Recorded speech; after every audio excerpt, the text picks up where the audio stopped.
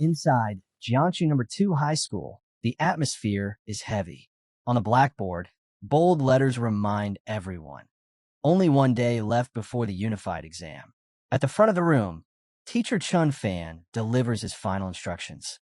He tells the liberal arts candidates to ready their stationery, then turns sternly toward the martial arts candidates, reminding them to prepare their combat gear and weapons. He warns that the martial arts exam isn't just difficult, it's deadly. Anyone whose awakened ability is below D rank, he urges, should think twice before signing up. From his seat, Su Jingming lets out a faint smirk. He knows the warning is meant for him. Inwardly, he reflects on his situation. Somehow, he has crossed into this new world called Blue Star. Technology here is almost the same as his old world, but it's plagued by vicious, man-eating beasts. To fight back, humanity relies on awakened powers, gifts that surface at age 16 and are ranked from F all the way to S. Most people never awake beyond F to D grade. Su Jingming's own power flickers in his hand, a spark of faint lightning. His ability is E rank, weak electricity. Disappointingly, it's no stronger than a cheap stun baton. As he broods, his desk is tapped. Huang Tan, a blonde-haired classmate, leans in with a sneer. He asks if Su Jingming still dares to take the martial arts exam. Mocking him as E-rank garbage will only drag down the school's reputation. With a smirk, he tells Su Jingming to just stick with liberal arts. If he does, maybe one day, he could be a clerk working under Huang Tian's company. Before Su Jingming can respond, Lin Xingwan rises from her seat. She cuts Huang Tian off, telling him to mind his own business. Huang Tian scoffs at her defense and vows to prove himself during the exam. As he walks away, he throws one last vicious remark over his shoulder, predicting Su Jingming will die in the exam field. Once he's gone, Lin Xingwan turns back to Su Jingming, her voice softer now. She tells him not to take Huang Tian's words to heart, suggesting that choosing liberal arts might not be such a bad path after all. Su Jingming stays quiet, deep in his own thoughts. His eyes drop to his exam registration form. On it, his ability is clearly listed, E-rank elemental. In the Great Daxia Kingdom, the education system is split into two paths. Those with weaker powers can take the safer route of liberal arts, living an ordinary life. But the martial path, it's a gamble with danger at every step. For the martial exam, students are sent into restricted zones where savage beasts await. Only by surviving can they earn entry into an ability user university. Inside those institutions, years of harsh training can turn even someone ordinary into a true powerhouse. Su Jingming understands why both Teacher Chun Fan and Lin Qingwan worry for him. They fear the outcome if he dares to step onto that battlefield. But he also knows the truth. Running won't save him. The beasts won't stop coming. That thought pulls him back to a memory burned deep in his heart. A beast tied from years ago. A small boy kneeling on the ground, crying over the lifeless forms of his parents. Powerless, broken. That pain fuels him even now. He refuses to be that helpless child ever again. Gripping his registration form, his eyes harden with resolve. No matter what, he will face the martial arts exam. As the sun dips below the horizon, Su Jingming is inside a training hall. His hands tighten around a long spear as arcs of faint blue electricity crawl across its shaft. With a loud shout, he swings hard, lightning bursting along the weapon's edge. Again and again he repeats, pouring everything into his strikes until his body gives out. Exhaustion hits. He yawns wide, then slumps onto the floor, the spear clattering beside him. Staring at the ceiling, he mutters about his fatigue. For 2.5 years, he has trained with this spear, yet his mastery is still stuck at the beginner's stage. He remembers the technique he bought, Lightning Gale Break. The price was steep, 300,000. But at least with it, he believes himself a little stronger than the average E-rank awakened. Still, the grim truth lingers. Year after year, the death toll for students below D rank grows higher. That knowledge only hardens his resolve. If he wants to survive, if he wants to step into an awakened university, he must fight with everything he has. Pulling himself off the ground, He walks toward a machine. His fist clenches as he reaches for its panel. Suddenly, a blue holographic screen flickers into existence before him. System activating. His eyes widen. Shock floods him as the display shifts again. Newbie gift package available. Claim. Lying there in disbelief, realization hits. Could this be it? The legendary cheat system that all transmigrators dream of? His shock quickly gives way to excitement. A grin stretches across his face as he thinks about what rewards might await. The system doesn't make him wait. The contents flash before his eyes. An S-rank super ability and 200 ability points. For a moment, he is completely speechless. An S-rank ability, the rarest of the rare. In a nation as powerful as Dacia, possessing an S-rank ability means immediate recruitment by the top universities and cultivation into a true powerhouse. Su Jingming is left stunned by the revelation. His heart pounds with disbelief, but also with hope. All his life, he carried the label of E-rank trash. Yet now, this system had handed him a chance to rewrite his fate. His lips curl into a determined smile as faint sparks of his old weak electricity flicker across his palm. Claim. He accepts the gift without hesitation. In the next instant, 3 system windows unfold before him. Newbie package claimed.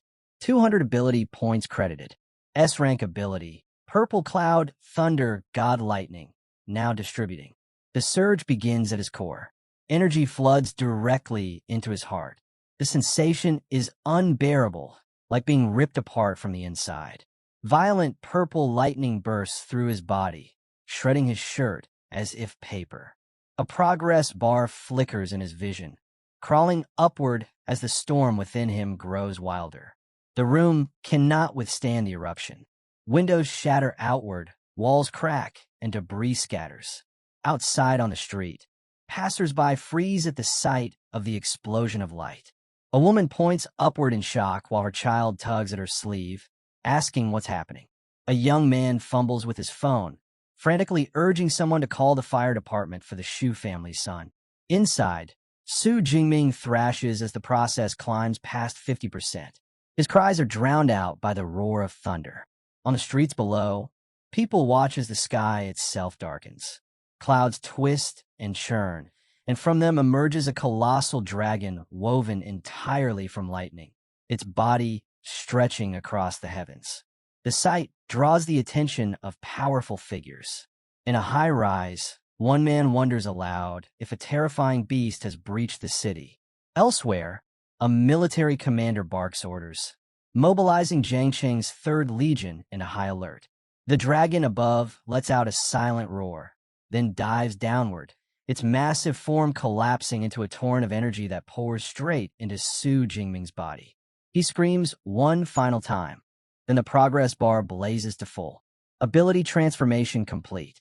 The violent storm ends in an instant. The oppressive pressure vanishes, leaving the training hall in ruins. Su Jingming remains standing amid the wreckage, chest heaving, sweat dripping. Slowly, he lifts his hand. Blue and purple lightning coils tightly around his fist, sparking with destructive intent. A confident grin forms. This was no longer the feeble current of a stunned baton. This was raw power, enough to obliterate with a single strike.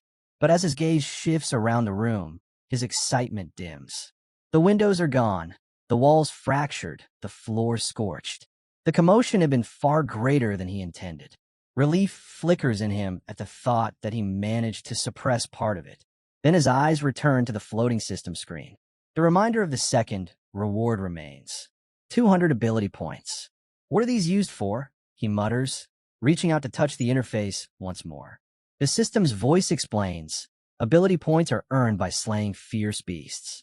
They can be spent to strengthen his body, his spirit, and his skills. A sly grin spreads across Su Jingming's face. A cheat system this straightforward was everything he could have hoped for. Open system panel. At once, a detailed status screen unfolds before him. Name, Su Jingming. Level, unranked awakened. Ability, S rank, Purple Heaven Divine Thunder. Ability points, 200. With the unified exam just one day away, his gaze sharpens. He knows these points must be used wisely if he's to maximize his strength. Blue sparks crackle across his fingertips as he commands. Allocate points. He thinks carefully. All abilities stem from the body and the spirit. Only by strengthening both can he unleash his full potential. He directs the system to divide the points between them. The upgrade begins instantly. His stats for physique and spirit skyrocket. A swirl of dark purple energy erupts around him, filling the room with violent pressure. His mind spins as he marvels at the change. The surge of vitality coursing through his veins, his thoughts clearer, sharper than ever before. Clenching his fist, he feels power gathering. He swings once. The air itself cracks apart as a vortex of blue and purple lightning blasts from his strike, far beyond anything he could have produced before. Looking down at his sparking hand, he understands. By elevating his raw attributes, his control over every technique, every spark of lightning, has reached a higher level. The panel updates again. Physique, 141. Spirit, 160. The system notes that each ability point translates into 0.2 units of vital or spirit energy. Su Jingming grins wide. With this strength, stepping into an awakened university no longer feels like a dream. It feels inevitable. But his thoughts drift. Across the province, more than 700,000 candidates will enter the same exam, many of them geniuses groomed from childhood. Where does he now stand among them? He doesn't intend to wait for an answer. With a flick of his foot, he kicks his spear from the rubble, catches it, and slings it onto his shoulder. His decision is clear. He will head to the martial arts hall and measure his new power. But before he can take a step, his apartment door slams open. 3 firefighters rush inside, hoses and gear at the ready. Su Jingming freezes in surprise. The lead firefighter pauses, scanning the devastated room, and frowns. We got a call about a fire here. Standing amid the wreckage, lightning still faintly sparking around him, Su Jingming straightens and replies calmly. It was just ability training. Everything's fine now. The lead firefighter accepts Su Jingming's explanation. Incidents involving awakened individuals aren't unusual, and he knows better than to press further. With a nod, he radios his team to withdraw. As they head out, he glances back one last time, a trace of admiration in his eyes. To think the younger generation could create such a disturbance simply by training, it was impressive. Soon, the fire truck pulls away, leaving the street quiet again.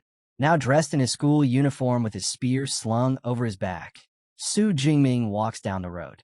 His neighbor, Uncle Yang, waves him over with concern, asking if he's all right after the supposed fire. Su Jingming reassures him that everything is fine. Uncle Yang notices the spear and chuckles, praising him for his diligence, even training with the exam just a day away. The narration shifts, explaining the role of martial arts halls in this world. For awakened individuals, growth comes from developing both the body and the spirit. Martial halls are vital for this progress, offering facilities most families could never afford on their own. Among them, 2 chains dominate: Thunder Martial Arts Hall and Brutal Bear Martial Arts Hall. Brutal Bear is luxurious, but its prices ensure it's a playground only for the wealthy. Thunder, on the other hand, opens its doors to all high school students for free, making it the most popular choice across the nation. It's at Thunder Hall that Su Jingming soon arrives. Inside, the place is bustling with students training, chatting, and preparing for the coming exam. Among them, he spots a familiar figure, a girl with long black hair and striking red eyes. His cousin, Tang Chi. Approaching, Su Jingming asks casually why she's here. Tang Chi blinks in surprise at the sight of him before replying that she's just accompanying a friend. Su Jingming doesn't linger. With a polite nod, he tells her to enjoy her visit with her friends and then makes his way toward the training rooms. As his figure retreats, Tang Chi watches thoughtfully. Something about him feels different. Her cheerful friend, Xiaoya, has her eyes locked on Su Jingming as well. She lets out a sigh, whispering how handsome he looks, and quickly asks Tang Chi who he is. Tang Chi replies that he's her cousin, a third year like them, also taking the martial arts exam tomorrow. Xiaoya practically glows with excitement, swooning that he'd make the perfect boyfriend. A male friend immediately teases her for falling in love at first sight, and she admits without hesitation that she is. But Tang Chi quickly grounds her. She reminds Xiaoya that Su Jingming's awakened ability is only E-rank. The words hit hard. Xiaoya's fantasy shatters instantly, and she groans in disappointment, lamenting, "What a pity." The male friend smirks, saying it's admirable that someone with such a low rank even dares to attempt the martial arts exam. Tang Chi, however, doesn't share his humor. Her expression darkens as she mutters, "Courage means nothing when the risk is so high." Deciding not to dwell on it further, she steers the group back to their purpose. They're here to tour the hall. Xiaoya nods, brushing aside her earlier heartbreak, and mentions that she spent her entire high school years training at the costly Brutal Bear Hall. With the exam tomorrow, she thinks it'll be nice to unwind here for a change. Meanwhile, Su Jingming steps into an empty training room. In front of him stands a large round testing target. He grips his spear tightly, immediately noticing how much lighter it feels in his hands. The weapon itself hasn't changed, his body has. His strength has grown to the point where this old spear almost feels like a toy. Still, with the exam looming tomorrow, there's no time to replace it. For now, it will have to do. He decides to start simple. No lightning, no abilities, just pure physical strength. Taking a deep breath, he steadies his stance, muscles coiled with power. Then, with a sudden thrust, he drives the spear straight into the target center. The impact shakes the room, cracks spider across the advanced alloy surface, and the digital display above it blazes. 321. The target slowly knits itself back together, memory metal restoring its form. Su Jingming stares in disbelief. His raw strength had more than doubled. For ordinary, unranked awakeners, 100 calories was considered peak output. He had tripled that baseline without even using his ability. Excitement surges through him. Now, it's time to see the true extent of his new power. His eyes gleam with a faint blue glow. Sparks of purple and azure lightning crawl across his body, dancing wildly along the length of his spear. With a powerful leap, he raises it overhead and brings it crashing down. The room erupts in thunder. Arcs of lightning explode outward as the target absorbs the strike. The display above flickers before settling on an astonishing number, 3,021. Su Jingming's heart pounds. Just one strike, and he's already reached the level of a mid-tier First-Order Awakener. The official standard for breaking into First Order was 1,000 calories. He wasn't even ranked yet, and he was already triple that. But he isn't satisfied. Lightning continues to crackle around him as he declares this isn't his limit, drawing on everything. His new physique, his enhanced spirit, his devastating S-rank ability, and the spear skills he's honed for years. He begins to channel all of it into one decisive move. The spear glows, swallowed by searing purple lightning. As he swings in a wide arc, the energy condenses at the spearhead into a blazing sphere of raw destruction. Break! The strike detonates against the target. A massive blast of purple light floods the room, a shockwave tearing through the hall. In the main stadium, students stumble as the ground quakes.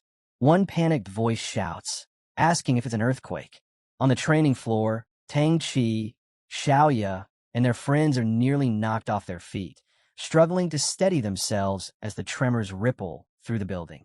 The brown-haired boy in the group frowns, his expression turning serious as he senses the lingering pressure in the air. He mutters that the energy feels like something only a true awakener could release. The group begins to wonder aloud. Could a brand new Awakened-level student have just appeared? But all the known ones in the city were supposed to be training at the other hall. Curiosity gets the better of Tang Chi. She insists they go see for themselves. The group follows the trail of residual energy down the corridor. As they round the corner, they nearly collide with Su Jingming, who is just leaving, his spearhead carefully wrapped in cloth. "Jingming," Tang Chi calls out, startled to see him. He doesn't break stride, answering calmly that he's heading home to prepare for tomorrow's exam.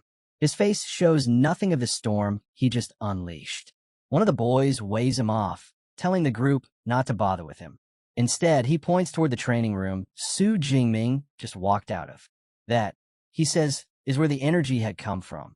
Driven by curiosity, they push the door open and peer inside, only to freeze in stunned silence. The once sturdy training room is completely destroyed. The advanced alloy target, made of high-grade memory metal, has been obliterated. Even the reinforced wall behind it is shattered into a gaping crater of rubble. The entire room looks like a battlefield. Xiaoyu gasps, her voice trembling with disbelief. She exclaims that even memory metal was torn apart. That level of destructive force should have been impossible in a high school training room.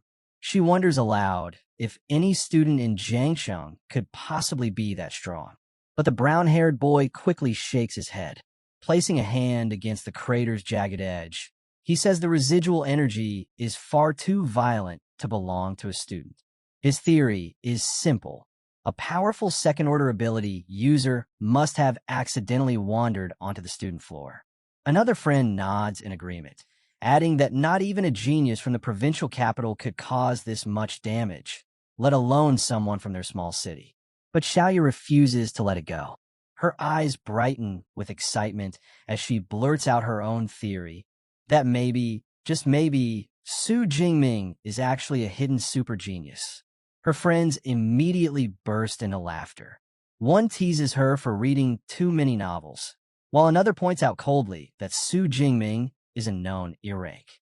At best, his strikes would only hit 300, nowhere near this scale of destruction. The boy offers another explanation. Whoever caused the devastation must have left through another corridor. Then he turns to Tang Chi, who has been quiet the whole time, and asks what she thinks. Tang Chi doesn't argue. She only says one word, maybe. Stepping past them, she runs her hand across the ruined wall. Her eyes narrow as she studies the marks embedded deep in the rubble. The grooves are unmistakable. They look exactly like the aftermath of a spear strike. The image of her cousin holding his spear flashes through Tang Chi's mind. A heavy doubt begins to settle in her chest. She silently wonders if Su Jingming taking the martial arts exam is really courage, or just him overestimating himself. The next morning arrives, bright and clear, the day of the martial arts exam. Dozens of buses roll up to a massive fortified testing ground, unloading waves of students, each carrying their chosen weapons. Among them is Su Jingming, walking with a calm, steady confidence, his spear resting casually on his shoulder. Ahead of them, a towering fence separates the students from the exam grounds. Through it, they can see the ruins of a vast, beast-infested town. The air is thick with tension. Some students stare with awe, others with fear. One voice breaks the silence. A nervous student complaining that this year's exam is unfair. The beasts look far stronger than before. Murmurs spread, many agreeing that the difficulty seems to have risen sharply. Then, cutting across the chatter, comes a sharp, arrogant laugh. A tall youth with long hair and a massive sword slung across his back sneers at the group. He mocks their fear, declaring that anyone who can't handle a mere unicorn rhinoceros has no right to be here. His scorn leaves the crowd speechless. Nearby, Su Jingming's best friend, Lu Jie, frowns and leans closer. "Who's that loudmouth?" he asks. Su Jingming checks his ID, reading the name, Zhou Mingyang. Lu Jie's expression shifts. Zhou Mingyang, the genius. He's B rank, already stepped into first order. That's something only a handful of high schoolers have ever managed. Su Jingming's eyes linger on the prodigy. A confident smile touches his lips, a flicker of competitiveness shining within. Quietly, he wonders between them who is stronger. Before the thought can deepen, a booming voice echoes over the venue. "Candidates, attention!" All eyes snap toward a scar-faced man in a military uniform standing atop an armored vehicle. His presence alone silences the crowd. "I am Commander Wang Haiyang," he announces, chief overseer of this year's martial arts exam. "Before we begin, listen carefully to the rules. He gestures to the ruined town sprawling beyond the fence. The exam runs for 12 hours, 9 a.m. to 9 p.m. The battleground is divided into 4 zones: outer, central, inner, and core. Points are earned by slaying beasts. The stronger the beast, the higher the score. His voice hardens, his expression grave. The core area is a bonus section. Only the best should dare to step into it. Remember, your lives come first.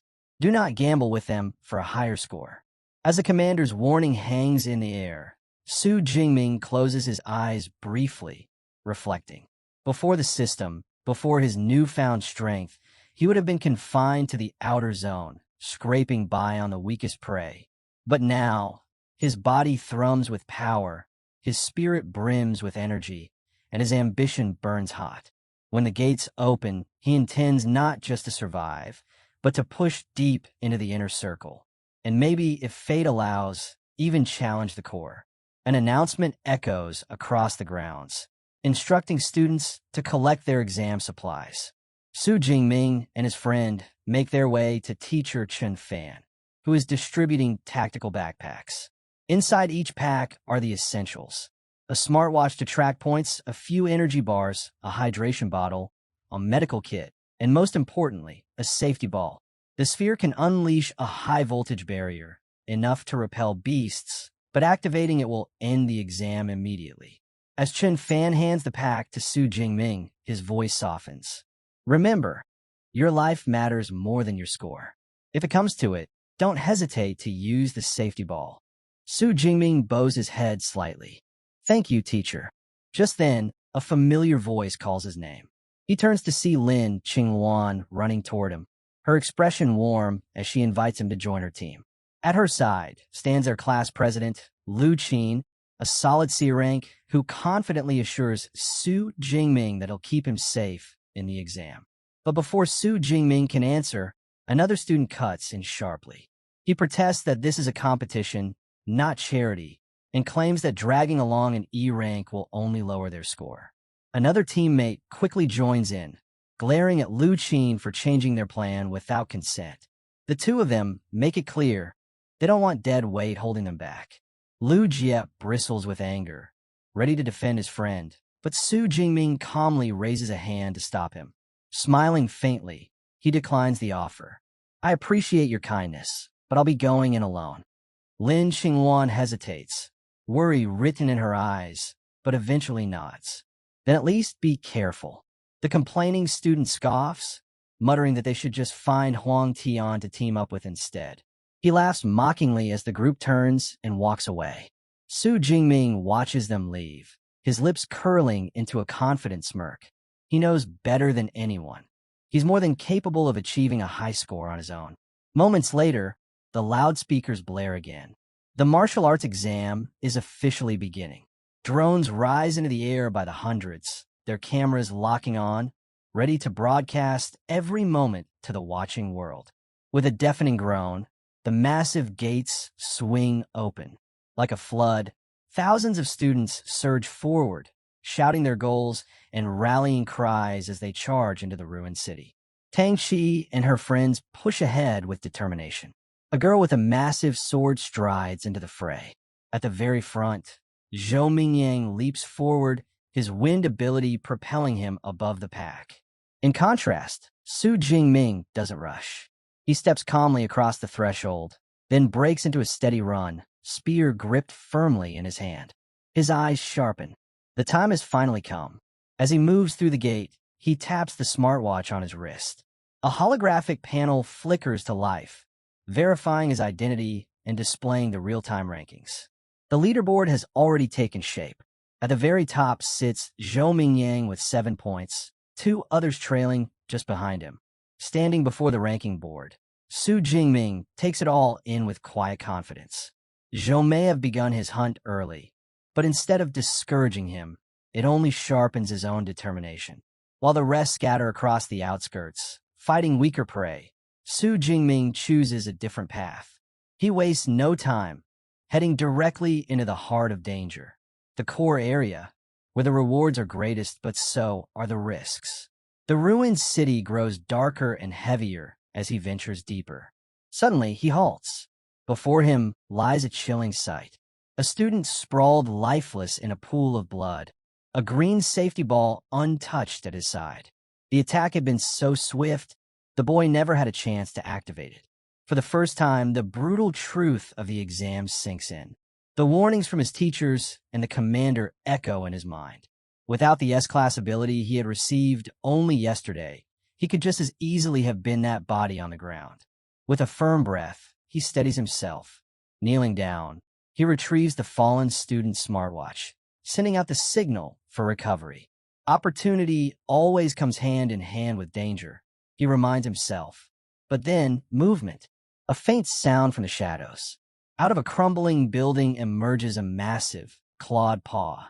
A moment later, glowing purple eyes pierce the gloom. A shadow cat steps forward. In an instant, Su Jingming grasps the trap. The beasts left the corpse here as bait. And now, the predator strikes. The cat launches with terrifying speed, claws slicing through the air. But Su Jingming doesn't flinch. His body shifts effortlessly, sidestepping the attack as the beast shoots past him. The shadow cat twists, landing with fluid grace, eyes still locked on him. Known as a killer of the inexperienced, the beast is every bit as dangerous as the stories claim. Its muscles coil, its roar shakes the air, and its sharp fangs glisten with power strong enough to crush bone with a single bite. Su Jingming knows well why such creatures are feared. Their aura alone is a weapon, one that freezes most opponents in place, stripping away their strength and leaving them helpless. Many young awakeners fall victim before even lifting a weapon. He remembers how the children of wealthy families train under protection, shielded by guards as they face this crushing aura from an early age. That privilege was never his. Now, here he stands, facing his first real battle with a fierce beast. His grip tightens around the spear. The shadow cat lunges again. The shadow cat closes in, jaws wide, but Su Jingming doesn't even flinch. He plants his feet firmly, raising his spear. Purple lightning dances across the weapon, sparking wildly as he channels his strength. In a blur, the spear thrusts forward, the crackling tip tearing straight through the beast's head. The shadow cat collapses lifeless at his feet. Looking down at the fallen creature, Su Jingming notes something strange. The beast's suffocating aura, the pressure that should have paralyzed him, hadn't affected him at all. Before he can think further, a blue holographic window appears above his smartwatch. Kill confirmed. Fierce beast eliminated. Target: shadow cat, unranked. Ability points +3. The text scrolls on, reminding him of the system. Fierce beasts are ranked from 1 to 9. Anything below rank 1 is considered unranked, just like human awakeners without rank. He glances at the map displayed on his watch. 3 points. For all that effort, the reward feels insignificant. Unranked beasts are hardly worth his time. Now that he knows their aura has no effect on him, there's no reason to linger in the outer area. His goal is clear: the dangerous core of the battlefield. Without hesitation, he advances. Along the way, unranked beasts rush him. Shadow cats, iron-furred boars, wolf-like predators. Each one falls effortlessly, his spear cutting them down in a bloody trail. 3 points here, 5 points there. The numbers grow steadily, but something gnaws at him. This power of his, it's too overwhelming. Every strike ends a fight instantly. There's no real struggle, no chance to polish his technique.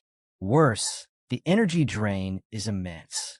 He remembers his old E-rank ability, one he could maintain for hours without worry. But this new S-class power? At full strength, he couldn't last even a single hour. And the exam is 12. He clenches the spear tighter, a new plan forming. From here on, he'll fight without relying on that devastating lightning.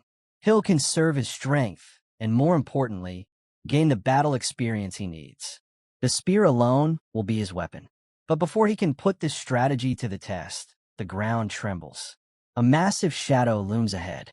Bursting through the ruins, a towering bipedal unicorn rhinoceros stomps into view. Its roar shakes the air as it lowers its head, hurling a wrecked car aside like a toy. The beast charges. Su Jingming doesn't retreat. He braces himself, spear in hand. The horn smashes into him with bone-crushing force, sending him flying back. Yet in midair, he twists his body with impossible agility, turning the momentum into an advantage. He flips, spear raised high, descending like a thunderbolt. The rhino barely has time to react before the blade plunges deep into its skull. With a single precise strike, the massive beast collapses under him. The colossal rhinoceros crashes to the ground, lifeless. Su Jingming exhales lightly, surprised at how effortlessly it had fallen. Even a beast of that size hadn't been much of a challenge. A thought flickers through his mind. Had his spear technique advanced without him noticing? He summons his system panel, and the confirmation appears before him. His spear technique has reached the intermediate stage. His ability points, now totaling 256, gleam on the display. The realization is clear. Relying on his spear mastery is the fastest way to grow stronger. Without hesitation, he invests his points into the technique once more. In an instant, his mind is flooded. Countless advanced movements, intricate footwork, and deadly thrusts surge through him, searing themselves into his muscle memory. The weight of so much knowledge leaves him clutching his head, but when it settles, he feels reborn. With a spear firmly in hand, confidence radiates from him. He straightens, standing tall among the ruins, a predator awaiting his next prey. A grin plays on his lips as he whispers his anticipation. He can't wait to test these new skills against a ranked beast. Meanwhile, in another part of the outer area, Lin Xingluan and her group press through the crumbling streets. Suddenly, she halts, her eyes narrowing. For a fleeting moment, she thought she saw a familiar figure in the distance. I think that was Su Jingming, she says quietly. Her teammate immediately waves it off. You're seeing things. Su Jingming's just E rank. He wouldn't dare come this far in. It'd be suicide. But the doubt lingers in Lin Qingluan's chest. She can't shake the feeling and worry for her classmate gnaws at her. Before she can dwell on it further, another teammate calls out urgently. The group rushes over and freezes at the sight before them. A massive unicorn rhinoceros lying dead in the street. Its wounds are still fresh, the blood not yet dry. They study the killing strike. A single, clean wound to the head, delivered with perfect precision. The kind of mark only a long-handled weapon could leave. That's a spear wound. One of them blurts out. The pieces align in Lin Qingluan's mind. The silhouette she saw, the spear wound, the fresh kill. Her suspicion hardens. Could it really have been Su Jingming? She murmurs. Her skeptical teammate scoffs again. Don't be ridiculous. A unicorn rhinoceros? Only someone at C rank could take down a beast like this alone. Su Jingming doesn't stand chance. To end the debate, one of the students suggests checking the rankings. Lin Xingluan doesn't hesitate. She opens the leaderboard on her smartwatch. The moment the display appears, her breath catches. There, glowing on the screen, 46th place, 256 points. Su Jingming, second high school. Her eyes widen. It really is him, she blurts out. The others freeze, staring in disbelief. Their faces go pale as the reality sinks in, yet none of them want to accept it. How could the E-rank nobody they always look down on suddenly be standing in the top 50? They grasp for explanations, insisting it must be a coincidence, just someone else with the same name. But their voices falter, doubt clouding their certainty. Far away from the battlefield, in a hall filled with massive viewing screens, officials and VIPs watch the rankings climb in real time. A spectator leans back with a satisfied tone. As expected, First High School is dominating. Look at the top 10. In Zhou Mingyang, rank 1 with 412 points. At this rate, he'll surely be recognized as Jiang Cheng's #1 student. Another official chimes in, eyes narrowing. If he keeps this pace, maybe, just maybe, he could even break into the provincial top 100. Our city hasn't had that kind of talent in years. At the center of the group sits Zhang Wenshan, director of the Jiangxing Education Bureau. A smug smile spreads across his face. Zhou Mingyang is indeed the pride of our city.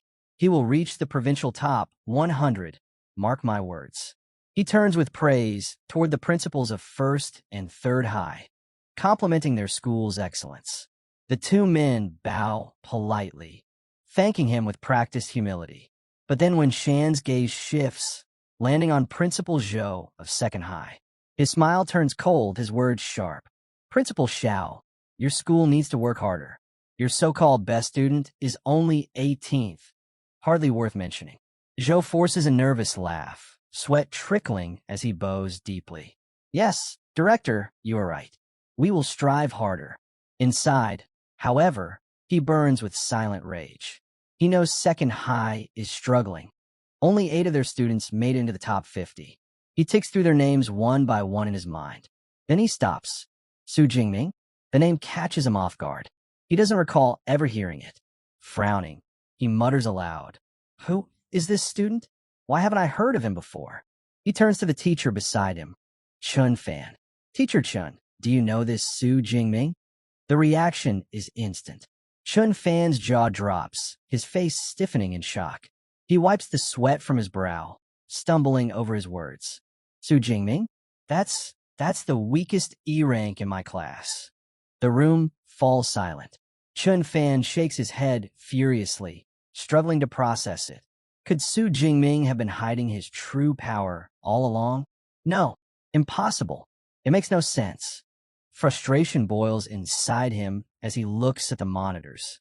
Only the top 10 students have cameras trained on them, and Su Jingming's name is far below that threshold, which means for now, nobody has any idea what he's doing or how an E rank is tearing his way up the ranks so fast. Back inside the exam venue, Su Jingming has already broken through the outer area and stepped into the central zone, where danger thickens with every step. The ruined streets are quiet, almost unnervingly so. A glass bottle crunches under his boot as he walks, pausing only to unwrap an energy bar and take a few steady bites. He notes the change immediately. Fewer beasts prowl here. That only means one thing: ranked creatures. Beasts with intelligence, instincts, and territory of their own. The kind of opponents who truly test strength. Suddenly, he freezes. His senses sharpen, locking onto something ahead. His gaze narrows. Finally, my target arrives. A thunderous crash erupts as a striped monster bursts through a heap of wrecked cars. Muscles rippling, blades of bone jutting from its forelimbs. It's a first-rank fierce beast, the arm-blade tiger. Su Jingming doesn't back away. Instead, he lifts his spear and chuckles softly. What luck! A first-rank beast already? Perfect. The tiger snarls, unleashing a roar that rattles the ruins before lunging forward, claws slicing through the air. Su Jingming stands unmoved, spear held firm. At the last moment, he twists with elegant precision, spinning his weapon to parry the blow. The shaft meets claw, redirecting the strike and forcing the beast back a step. To Su Jingming, it feels effortless. He tilts his head, almost bored. This is all? So this is the strength of a first-rank beast? If it were a Tiger King, perhaps I'd bother to take it seriously. The mockery hits its mark. The arm-blade tiger's roar grows harsher, fury blazing in its eyes. Su Jingming narrows his stance, voice calm but decisive. Enough. I'll send you on your way. In a burst of speed, he lunges forward. His spear blurs through the air before sinking deep into the tiger's shoulder. Blood sprays, and the beast bellows in agony. But there's no pause, no room for recovery. Su Jingming's calm grip and relentless momentum keep pressing forward. The wound only drives the beast into madness. Its eyes ignite with a glowing teal light as it rises high on its hind legs, looming over him like a mountain. With a deafening roar, it brings its massive bladed claws crashing down in a strike meant to cleave him apart. But Su Jingming is faster. His body bends, pivots, he catches the nearest lamppost, swinging his weight around it with perfect control. The tiger's claws shred empty air where he once stood. In that same instant, his maneuver positions him perfectly for the counterattack. Landing lightly after his swift maneuver, Su Jingming steadies himself. His eyes fix on the arm-blade tiger, bleeding, battered, but still unwilling to back down. Its stubborn fight earns a brief nod of acknowledgement from him. But then his voice cuts through the air, cold and final. Enough. Any further resistance is meaningless. He raises his spear, channeling energy into the weapon. A swirling gale of blue lightning coils around the shaft, humming with raw power. Lightning gale break. His body blurs into motion. With a fierce cry, he spins, the spear slicing through the air again and again. Brilliant arcs of light streak outward, forming a storm of slashing energy. The devastating strike crashes into the beast.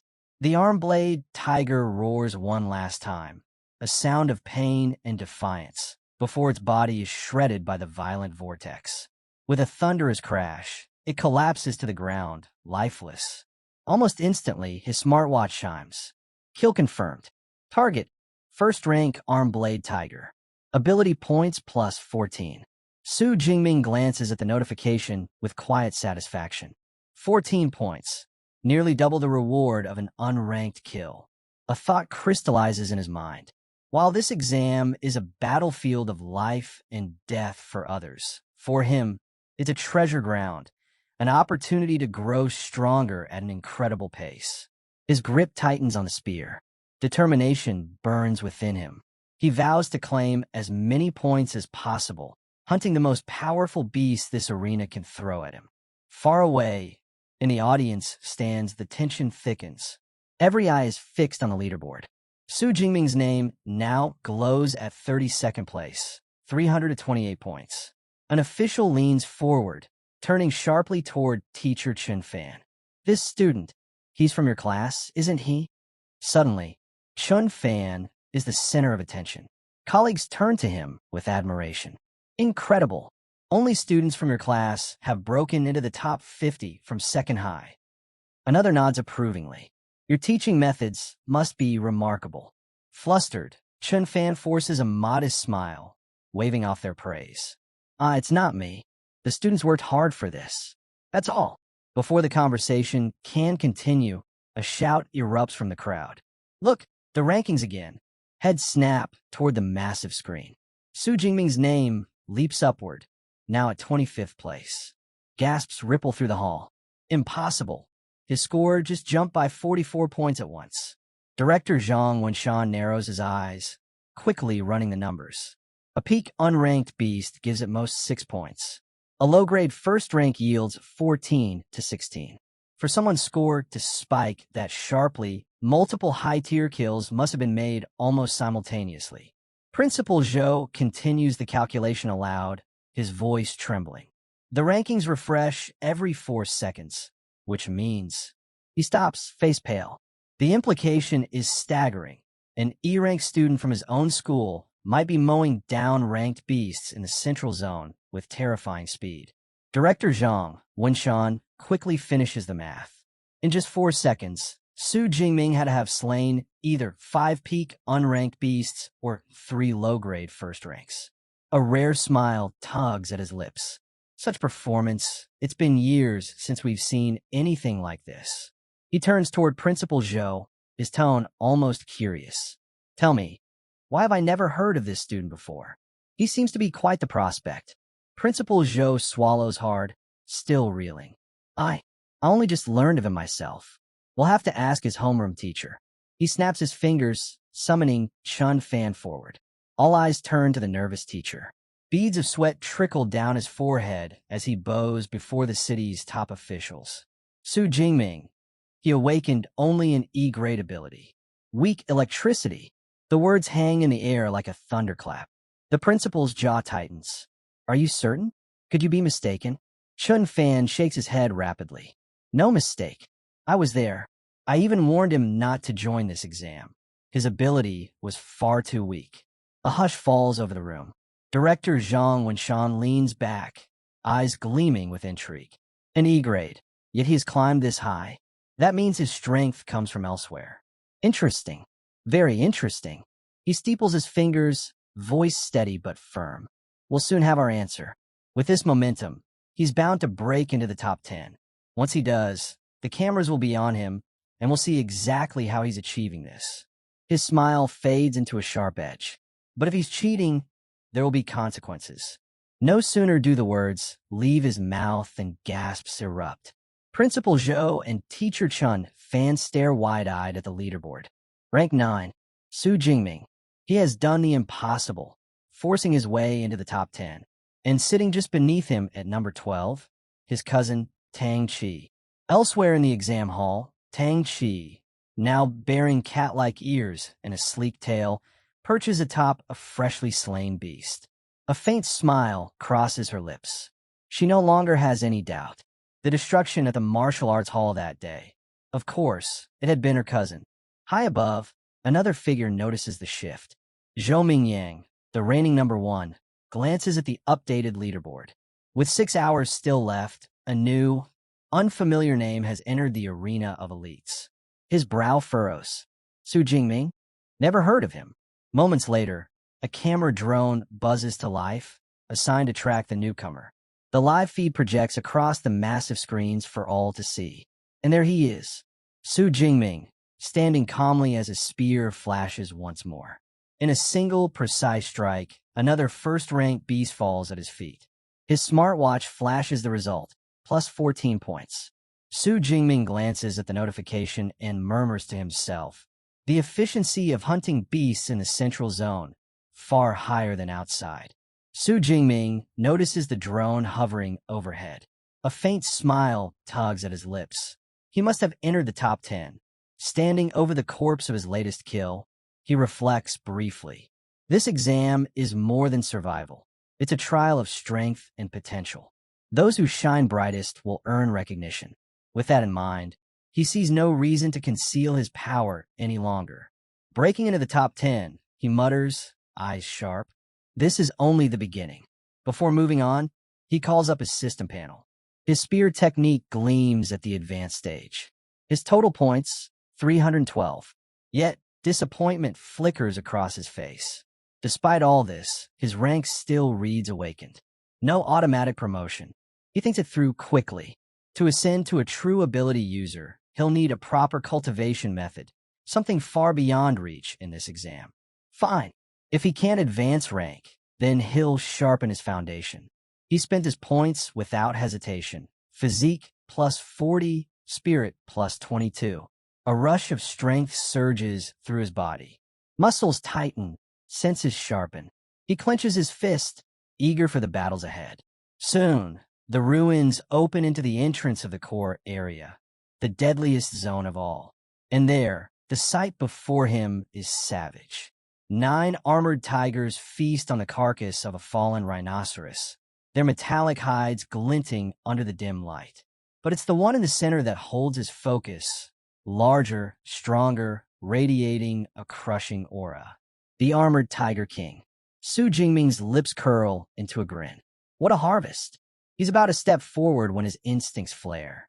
Someone else is near. Without turning his head, he calls out, "Enough hiding. Come out."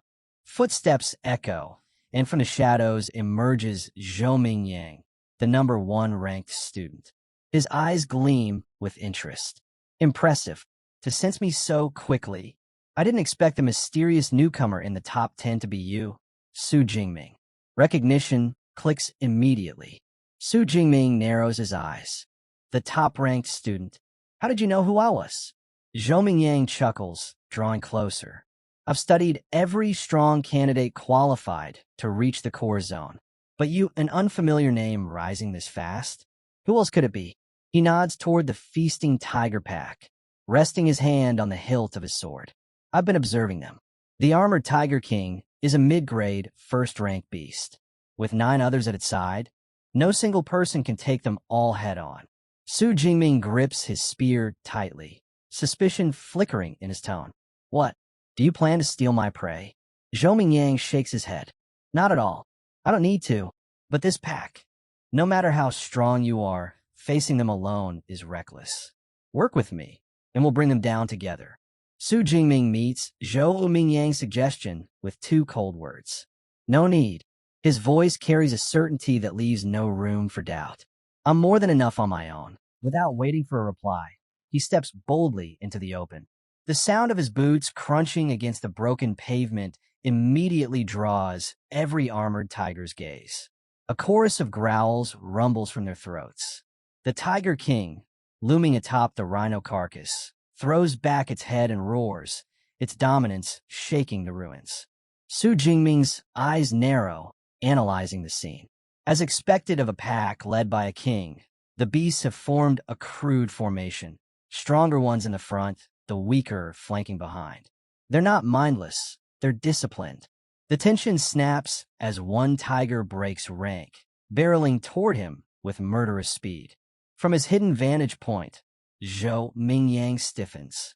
He watches with both disbelief and fascination.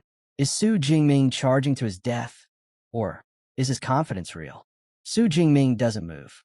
He waits, his spear lowered casually, an aura of calm radiating around him.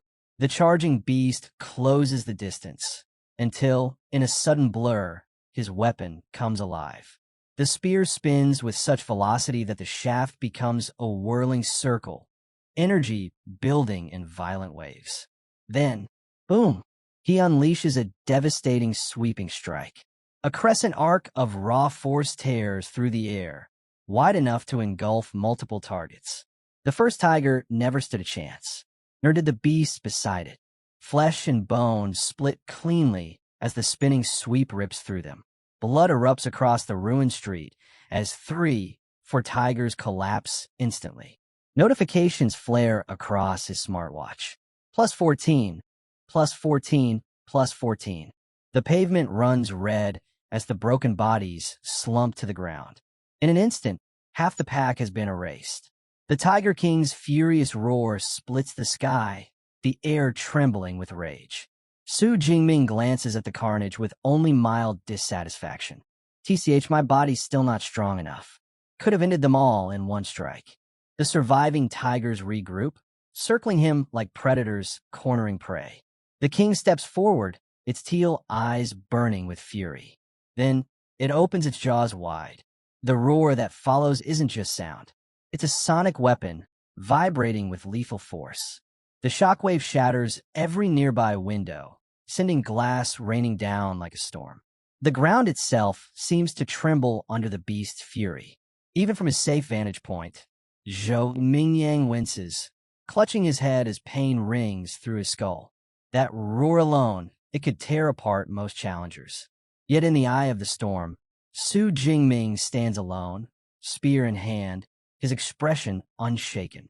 Su Jingming stands tall in the storm of broken glass, unfazed by the Tiger King's deafening roar. The sonic blast that could cripple most fighters is nothing to him. His voice cuts through the chaos, steady and defiant. You might terrify others, but you can't scare me. The pack responds with violence. The surviving tigers leap in from every direction, claws flashing, fangs snapping. Su Jingming meets their charge head-on. His spear flows like water, deflecting one strike, then another.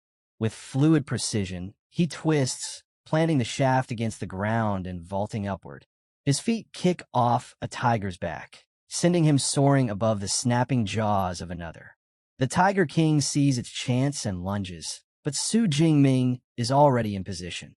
Still midair, he channels his full strength into a single decisive blow. His spear arcs down like a guillotine, splitting the air with unstoppable force. Crack! The weapon slams into the beast's skull, cleaving it open in one brutal strike. The king crumples where it stands, dead before it even hits the ground. Su Jingming lands lightly, spear in hand, as his smartwatch flashes. Kill confirmed. Upper rank first order arm blade tiger. Plus 20 ability points. From the shadows, Zhou Mingyang can only stare. His body stiffens, sweat sliding down his face. Wide-eyed, he mutters under his breath. Impossible. He wiped out the entire pack by himself? What kind of monster is he? Su Jingming, meanwhile, is exhilarated. His points have surged, the tiger pack slaughter granting him a massive harvest. He grins, thoughts racing. If I keep this pace, how many points can I rack up before the 12 hours are over? The more I gain, the stronger I become.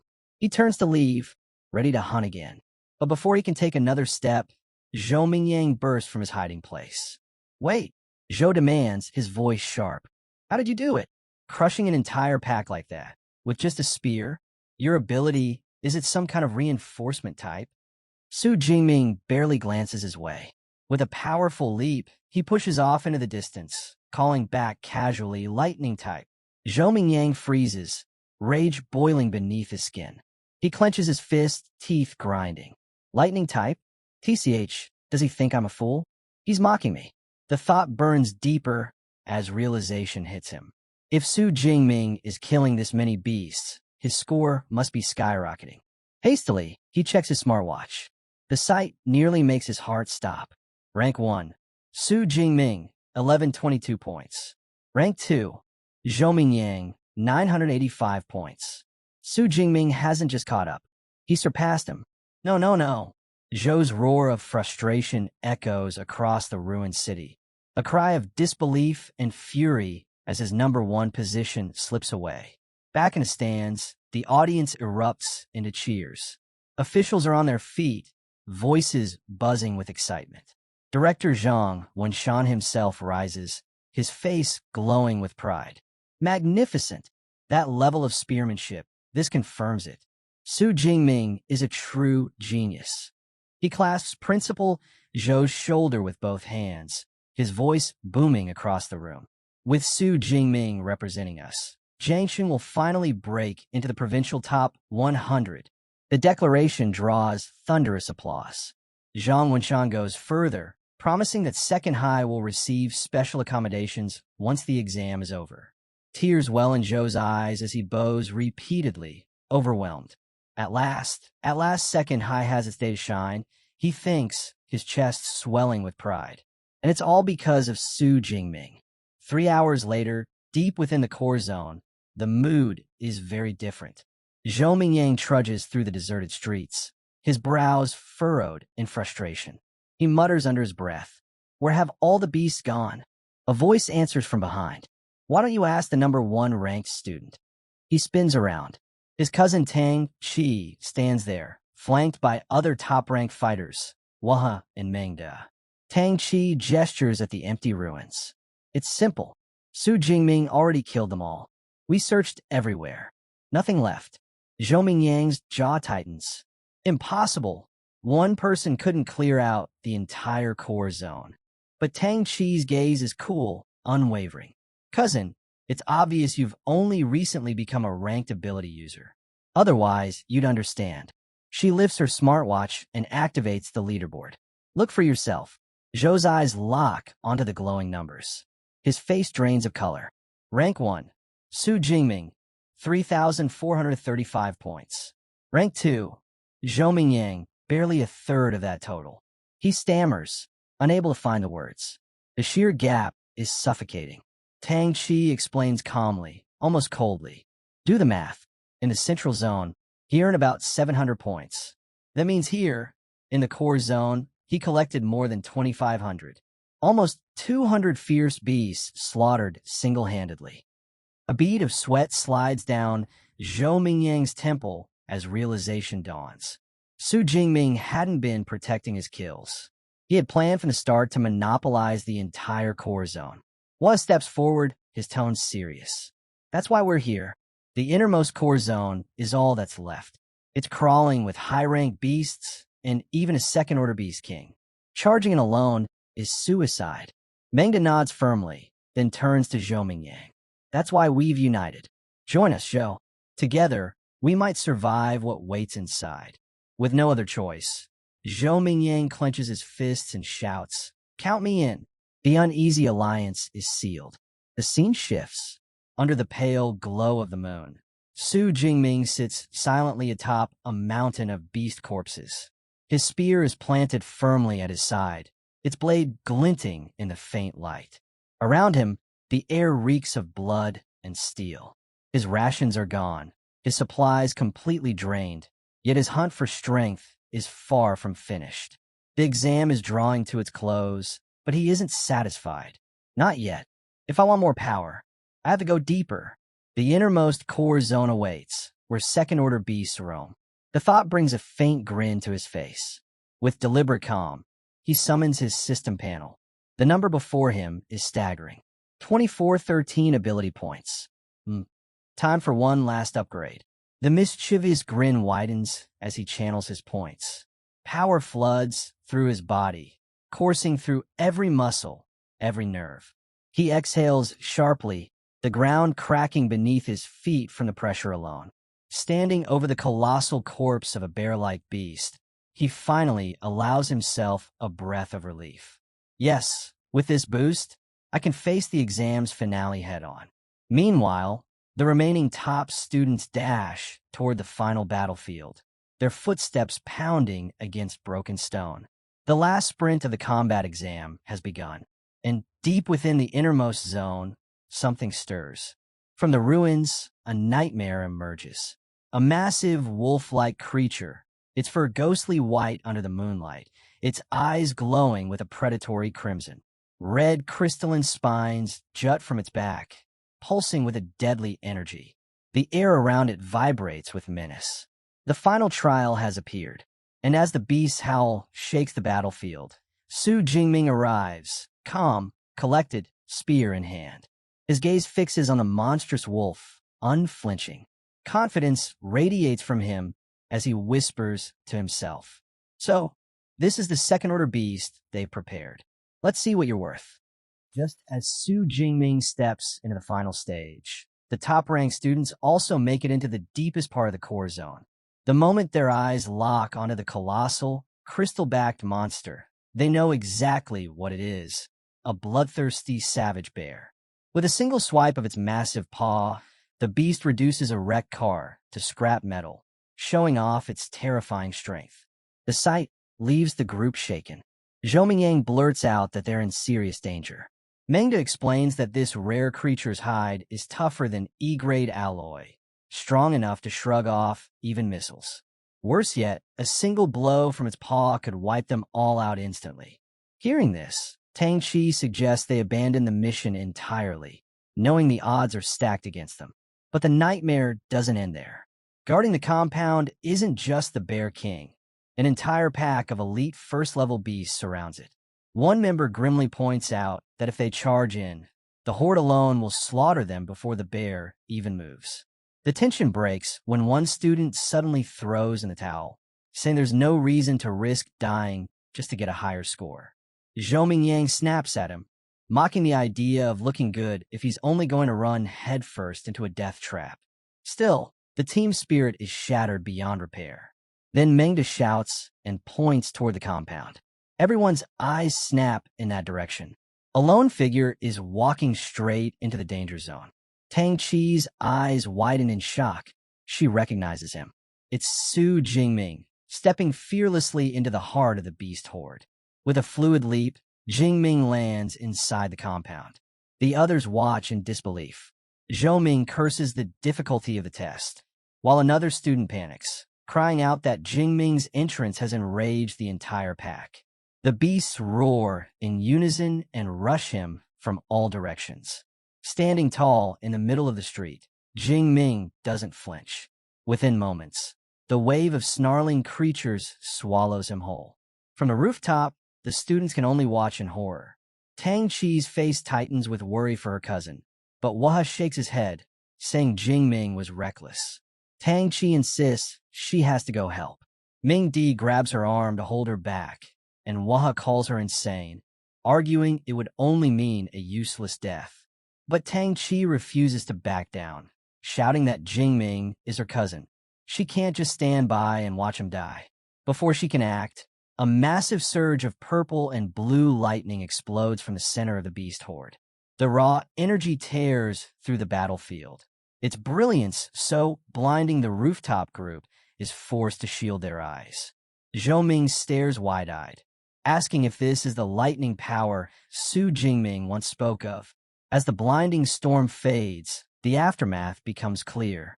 The battlefield is littered with scorched corpses. The entire horde of first-level beasts has been annihilated. At the center of the destruction stands Su Jingming, untouched, his body still wrapped in crackling purple lightning. He admits that raw strength alone wouldn't have been enough, so he unleashed his hidden trump card, his superpower. Feeling the surge of his S-grade ability, he allows a confident smile to spread across his face. With the lesser threats erased, his eyes turn to the real challenge. The bloodthirsty, savage bear towering above the corpses of its fallen pack. The monstrous beast unleashes a roar that shakes the air, but Jing Ming stays composed. He studies his foe carefully, noting its massive frame and lack of agility. Against his thunder ability, this could still be manageable. But then he notices the beast isn't standing alone. Several dangerous minions remain at its side. Knowing they'll only interfere, he makes his decision. His gaze sharpens, his eyes glowing with fierce determination as he declares he will clear the battlefield first.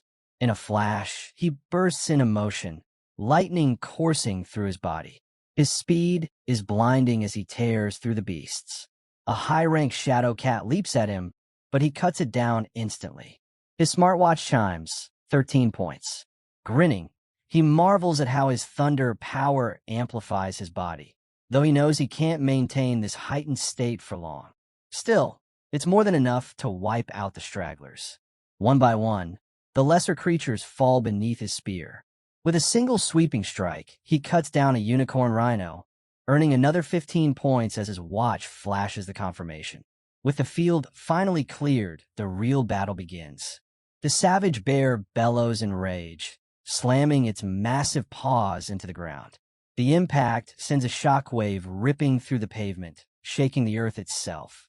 Then it charges, every step rattling the ground beneath it. Su Jingming, cloaked in his lightning aura, doesn't retreat.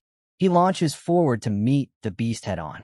At the last moment, he springs upward in a powerful leap, narrowly dodging the beast's crushing advance. His spear whirls in a deadly arc, smashing one of the large red crystals embedded in its back. The fight blurs into a furious clash. Jingming twists and dodges with precision, his counterattacks striking true.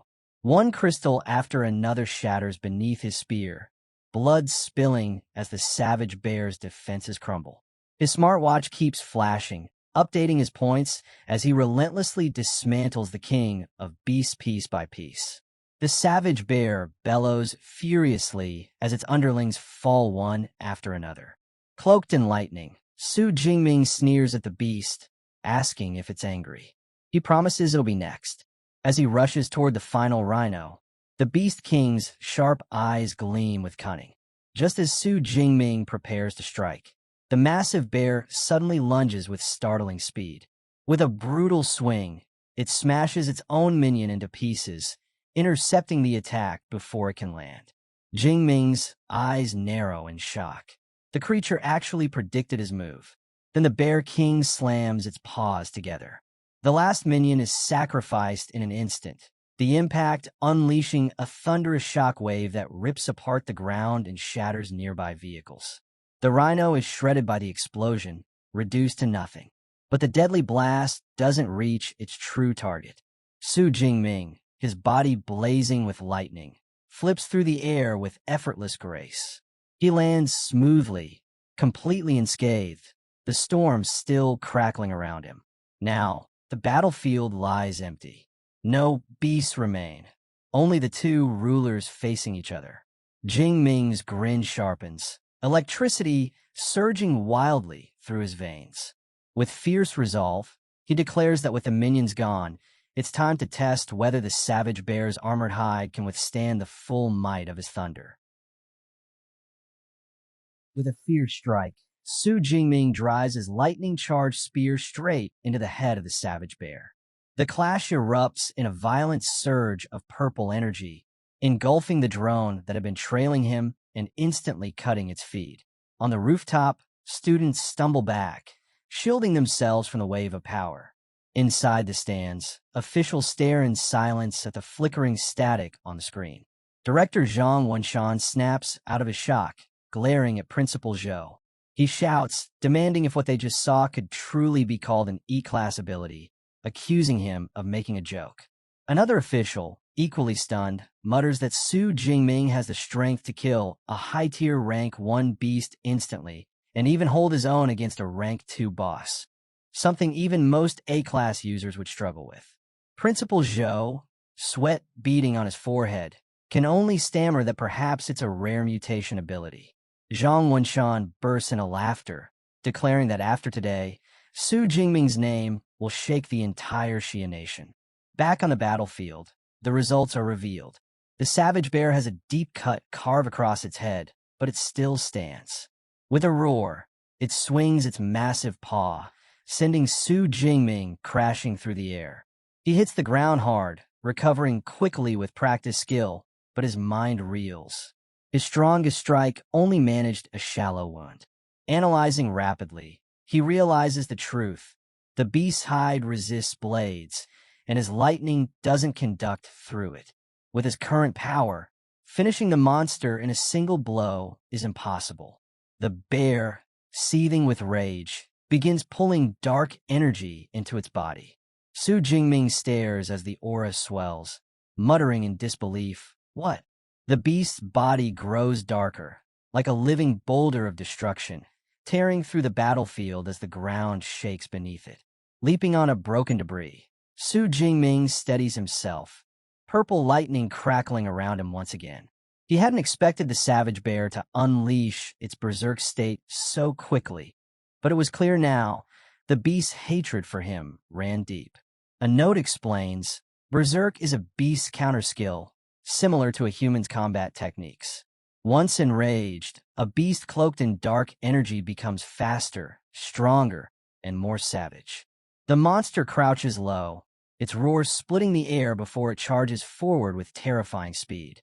Su Jingming watches, impressed yet wary, admitting the raw power of a berserk beast is truly overwhelming. Still, he knows one thing for certain. Such strength always comes with a price. Once the beast enters its berserk state, its mind is gone, driven only by raw instinct. Su Jingming quickly adapts, realizing brute force won't win. His only option is to stay out of its reach, relying on speed and precision. He darts across the battlefield, narrowly avoiding the monster's crushing strikes, waiting for the one opening he needs. When the beast lunges forward, he seizes the moment. Lightning surges into his spear, and with a swift thrust, he drives a bolt of energy into its side. The impact jolts the savage bear, its massive frame shuddering as the shock forces it to a halt for just a second. That second is all he needs. Su Jingming's eyes blaze with light as he raises his hand, pulling together an immense storm of purple and blue energy. With full force, he calls upon his S-rank ability, shouting, "Nine heavens divine lightning, blast!"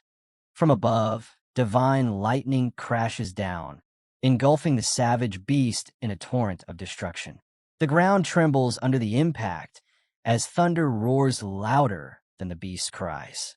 When the storm fades, smoke rises from the charred body, lying motionless on the shattered street. Su Jingming stands tall, purple lightning still dancing along his fingertips, a confident smile on his face. He declares that not even the toughest hide could withstand half a minute of his divine lightning. But the fight isn't finished. One of the beast's eyes snaps open, burning crimson. With a deafening roar, it lunges one last time, jaws wide to crush him. Its body convulses from the electricity tearing through it, freezing mid-strike just inches away. Calmly, Su Jingming whispers it's time.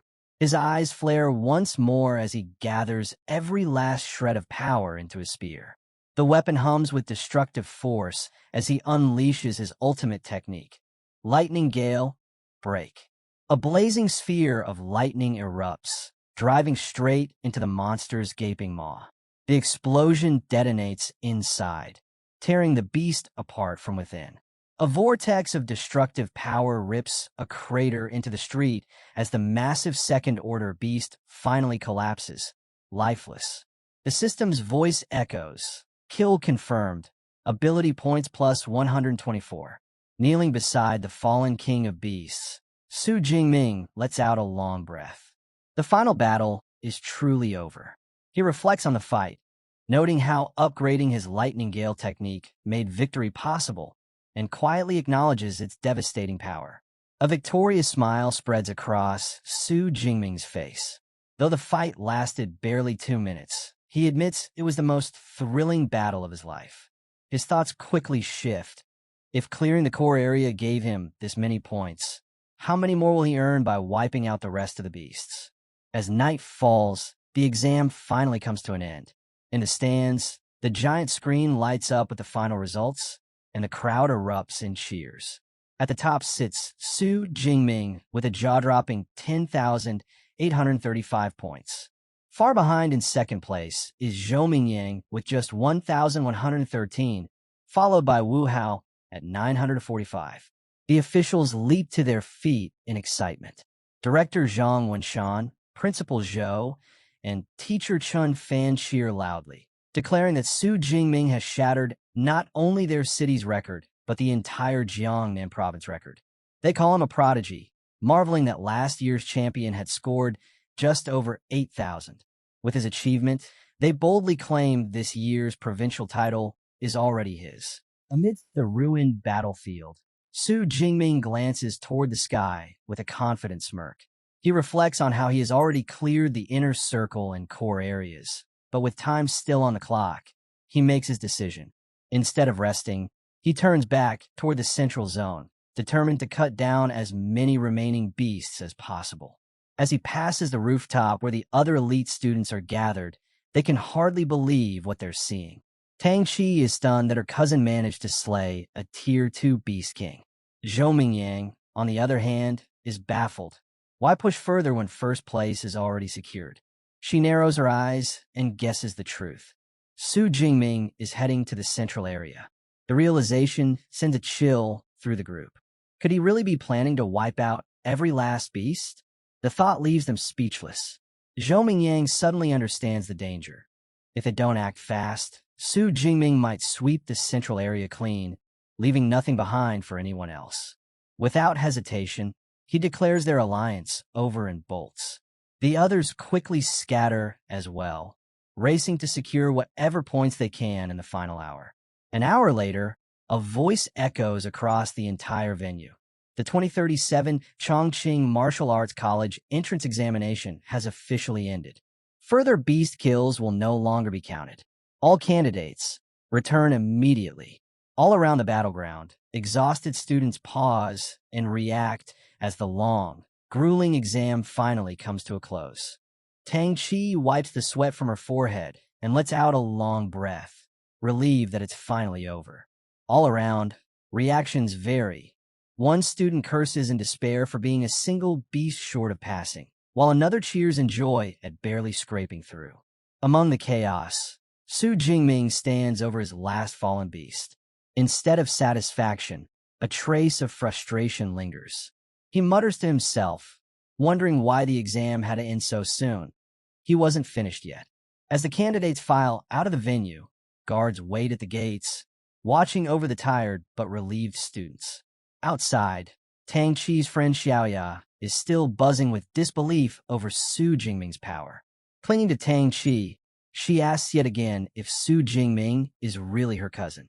With an exhausted nod, Tang Qi confirms it. Xiaoya's face flushes red. Her crush has returned. Blushing, she suddenly begs for Su Jingming's contact information. Tang Qi reminds her that only yesterday she claimed she wasn't interested. Xiaoya insists that things are different now that he's the top scorer, pleading even harder. Their chatter is cut short by shouts from the crowd. Su Jingming is coming out. The exit explodes into chaos as students rush forward, eager to catch a glimpse of a new champion. When he finally steps through the gates, spear resting casually on his shoulder, his expression is calm. The crowd erupts in cheers, some congratulating him, others jokingly demanding he share 100 of his points. He smiles and waves, accepting the sudden wave of fame as he makes his way toward the buses. Among the crowd, Wu Hao and Zhou Mingyang watch quietly. Wu Hao mutters that it should have been Zhou Mingyang standing there. But Zhou shakes his head, smiling faintly. He admits he's content with his score. He never imagined the second high school could produce such a monster. Before Su Jingming can board the bus, Principal Zhou intercepts him. offering his congratulations before introducing him to director Zhang Wenshan. The director tells Su Jingming directly that he will personally see him home. One look at the rowdy crowd convinces Su Jingming it's the better choice. Riding the bus now would only mean endless questions. He steps into a sleek black car with the officials, and it speeds away from the venue. Inside, Director Zhang turns to him, asking which superpower university he plans to attend. Su Jingming admits he hasn't thought about it. His focus until now has been only on growing stronger. The director assures him that with his results, he can choose any school he wants. But he gives a word of advice. Half of a nation's most powerful super users graduate from just 3 elite universities. Calmly, he begins to explain the details of the top 3. Director Zhang Wenshan explains the choices. First is Qingjing Superpower University, directly tied to the government. Its graduates enter the national system immediately, serving the country as official superpower users. Next is Modu Superpower University, famed for its unrivaled resources and prestigious elite clubs. Finally, there is Jinxing Superpower University, known for its rich history, formidable faculty, and legacy of training some of the strongest awakeners. He adds that all 3 schools possess cultivation methods of the highest tier, secrets not made public. Su Jingming listens closely, understanding that without such methods, an awakened one cannot become a true superpower user. Curious, he asks what sets a top-tier cultivation method apart. The director answers plainly, with a beginner method, advancing could take 3 to 4 years. With a top-tier method, the same progress could be achieved in only half a year. Smiling, he assures Su Jingming that with his score, even the top 3 universities will open their doors to him with special admission. Later that night, after parting ways with the officials, Su Jingming finally returns to his apartment. Exhausted, he showers the next morning, feeling renewed. Checking his system panel, he notes the 2,534 ability points remaining, more than enough for the path ahead. Drying off, he wonders if beast-killing competitions exist within the universities. If not, he decides he will enter the wilderness himself to keep honing his strength. Just then, his cousin Tang Chi arrives with her mother, Shu Qingwan. Spotting the broken door, Tang Chi grins, taking it as the perfect chance to sneak in and surprise him. They step inside, and Tang Chi calls out cheerfully. Her timing couldn't be worse. Su Jingming steps out from the bathroom in nothing but a towel, stopping dead at the sight of his aunt and cousin. His aunt is just as startled, blurting out what he thinks he's doing, while Tang Chi freezes, her face flushed red. Then Shu Qingwan notices the ruined state of the apartment and immediately demands to know what happened. A flashback reveals their bond. After Su Jingming's parents passed away, his aunt took him in, offering him the warmth of a home. She carried out her duty as his guardian with care, sometimes even cooking his favorite meals to comfort him. Once the awkwardness settles, they sit down together. Shu Qingwan finally voices her feelings. She was terrified when she learned he was taking the martial arts exam. Seeing him safe now fills her with relief. She insists his score doesn't matter to her. Su Jingming blinks in confusion and asks if Tang Chi hadn't told her the results. Tang Chi gives a playful wink, saying it's better if Su Jingming explains it himself. With a shy smile, he finally tells his aunt that he did well, over 10,000 points. The words hit her so hard that she spits out her drink, coughing as she demands he repeat it. Tang Chi jumps in, confirming with a grin that he scored 11,124 points. For a moment, Shu Qingwan is stunned into silence. Then the tears come. She throws her arms around him, holding him tight as she cries out that the Shu family finally has a true successor, and that his parents in heaven must surely be proud. Meanwhile, far away in a sleek, high-tech conference room, university recruiters pore over the exam data. A woman stands at the front, presenting Su Jingming's file. His age, his supposed E-class ability, and his current status as an unranked awakener. One recruiter slams a hand on the table, insisting they must secure this student if the score is genuine. Another shakes his head, unconvinced. With his rank, There's no way he should have achieved results this high. The room breaks into heated debate. Some argue his ability must actually be A-class, perhaps even S-class. Others scoff, claiming the only explanation is cheating. Before the argument can spiral, a commanding voice cuts through. A senior woman at the table silences them all with a sharp look. Calmly, she makes her decision. Su Jingming will be listed as an S-class special recruit, whether the score is real or not. She declares she will personally travel to Jiangsheng to confirm it herself. The morning after the exam, Su Jingming receives a phone alert. The results for the Jiang province martial arts exam are out. His eyes widen as he reads the message. He ranked first in the entire province with an unbelievable score of 11,124 points. Overjoyed, he sits down, letting the reality sink in. He is now the top scholar of Jiangnan province. Word of his achievement spreads like wildfire across the internet, quickly dominating trending searches. Discussions erupt everywhere. How can an unknown figure from Jiangnan suddenly take the top spot? Doubts rise over whether someone labeled as E-class could truly reach such a level. Some call it impossible, while others demand proof, insisting the exam video be released. To address the uproar, an official awards ceremony is arranged. Principal Zhao steps up to face the press.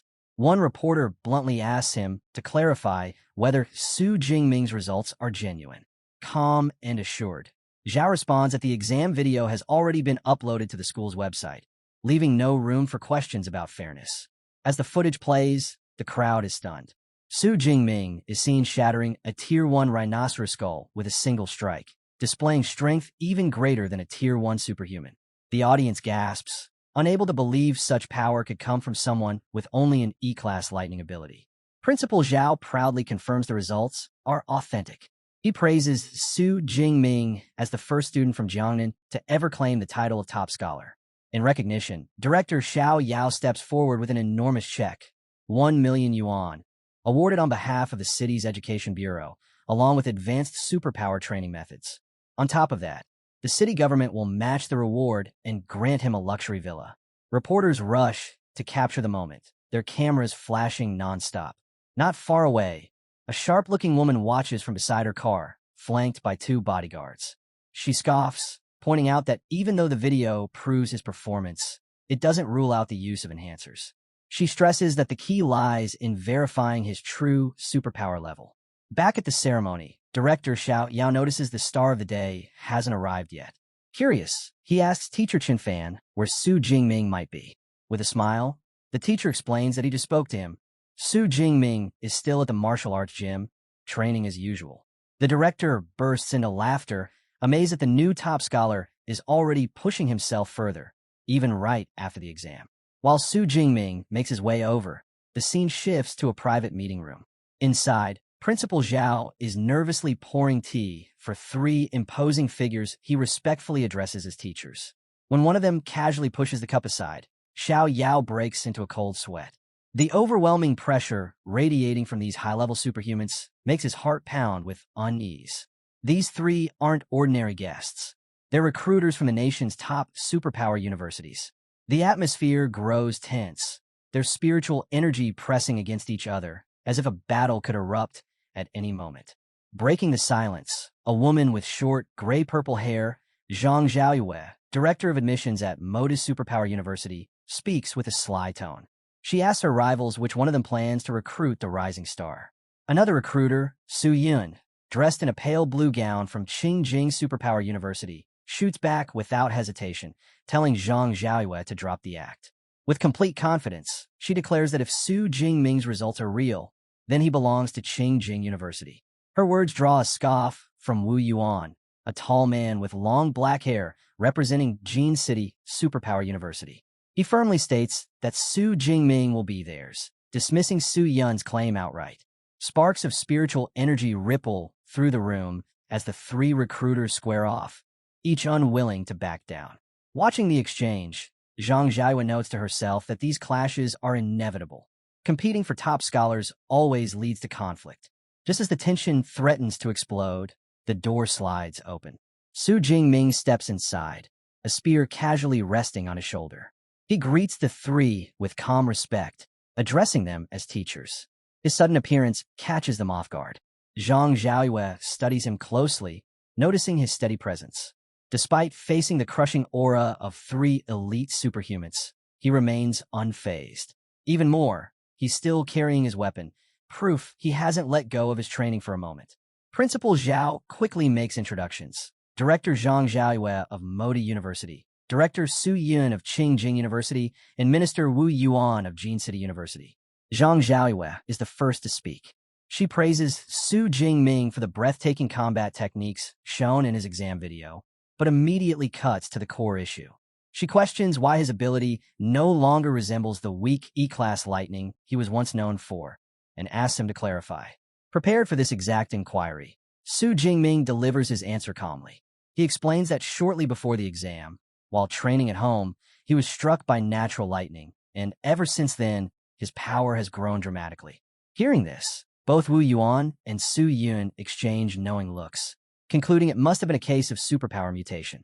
Zhang Xiaoyue then adds her perspective, suggesting that Su Jingming himself may not yet know the true extent of his transformed ability. Zhang Xiaoyue takes the lead, pulling out a superpower detection instrument she brought with her. The device glows with a circular pattern as she places it on the table, inviting Su Jingming to test his power. Without hesitation, Su Jingming presses his hand against it and releases his energy. Instantly, a torrent of purple and white lightning bursts out, wild and violent, engulfing the device. The sheer intensity makes Su Yun's eyes widen in disbelief.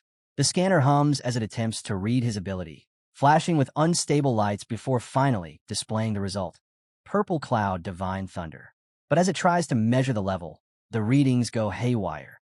The machine beeps erratically, cracks splitting across its surface. Suddenly, a brilliant golden flash erupts. The device shatters in an explosion of sparks, sending electric arcs crackling through the room. Principal Zhao jumps back in shock, stammering out a question about what just happened. Wu Yuan and Su Yun, however, look ecstatic. They immediately confirm what the explosion means. Su Jingming's power has far surpassed the device's capacity. To overload it like that, his superpower must be at least S-class. Hearing this, Zhang Xiaoyue allows herself a smile. Their gamble has paid off. With his S-class potential confirmed, the recruiters waste no time and the bidding war erupts. Wu Yuan moves first, his voice booming as he lays down his offer. Jin City University will provide a 4 million yuan admission bonus, a complete set of C-class equipment, and unrestricted access to all cultivation methods for 4 years. Before he can say more, Su Yun scoffs and counters. Flashing Su Jingming a confident smile, she announces her proposal: 5 million yuan upon entry, plus unlimited access for 4 years to Qingjing University's most advanced S-class techniques and superpower training methods. The generosity of her offer makes Su Jingming pause in surprise. Finally, Zhang Xiaoyue makes her move. She calmly states that Modi University does not offer money or equipment, but they can match the other institutions in training methods. Then she reveals her trump card. Modi will provide him with an S-class cultivation resource every year. Her words leave Wu Yuan and Su Yun speechless. Even Su Jingming blinks in confusion, not recognizing the term. He asks her directly what exactly an S-class resource is. Zhang Xiaoyue explains with a knowing look. She asks if he's familiar with dragon-type fierce beasts, monstrous creatures born with immense innate power, often emerging at Tier 4 or 5, far beyond ordinary beasts. Then she delivers the shocking detail. Modu's S-class cultivation resource includes the heart's blood of an adult, Tier 8 dragon-type fierce beast. Zhang Xiaoyue explains further. Consuming dragon heart blood would transform one's body, strengthening it to rival the raw power of a dragon-type beast itself. And resources of this level aren't rare exceptions. Every S-class resource provided by Modu carries the same value. Her words leave the room in stunned silence. Even Su Yun can't hide her reaction. With a small laugh, she admits that the offer is so extravagant that she herself is tempted, calling Modu's wealth outrageous. Wu Yuan, however, bristles with frustration. He reminds everyone that S-class resources are usually reserved only for the most outstanding senior students. To place them in the hands of a freshman is practically unheard of. The two quickly realize there's no way to match Modu's conditions. They step back, conceding defeat. At last, All three recruiters face Su Jingming, their gazes fixed on him. They tell him it's time to decide. With a steady look and absolute confidence, Su Jingming doesn't hesitate. A determined smile spreads across his face as he declares his choice. He will join Modu Superpower University. After making his decision, Su Jingming explains that his choice wasn't only about Modu's incredible offer. What truly drew him in was their reputation.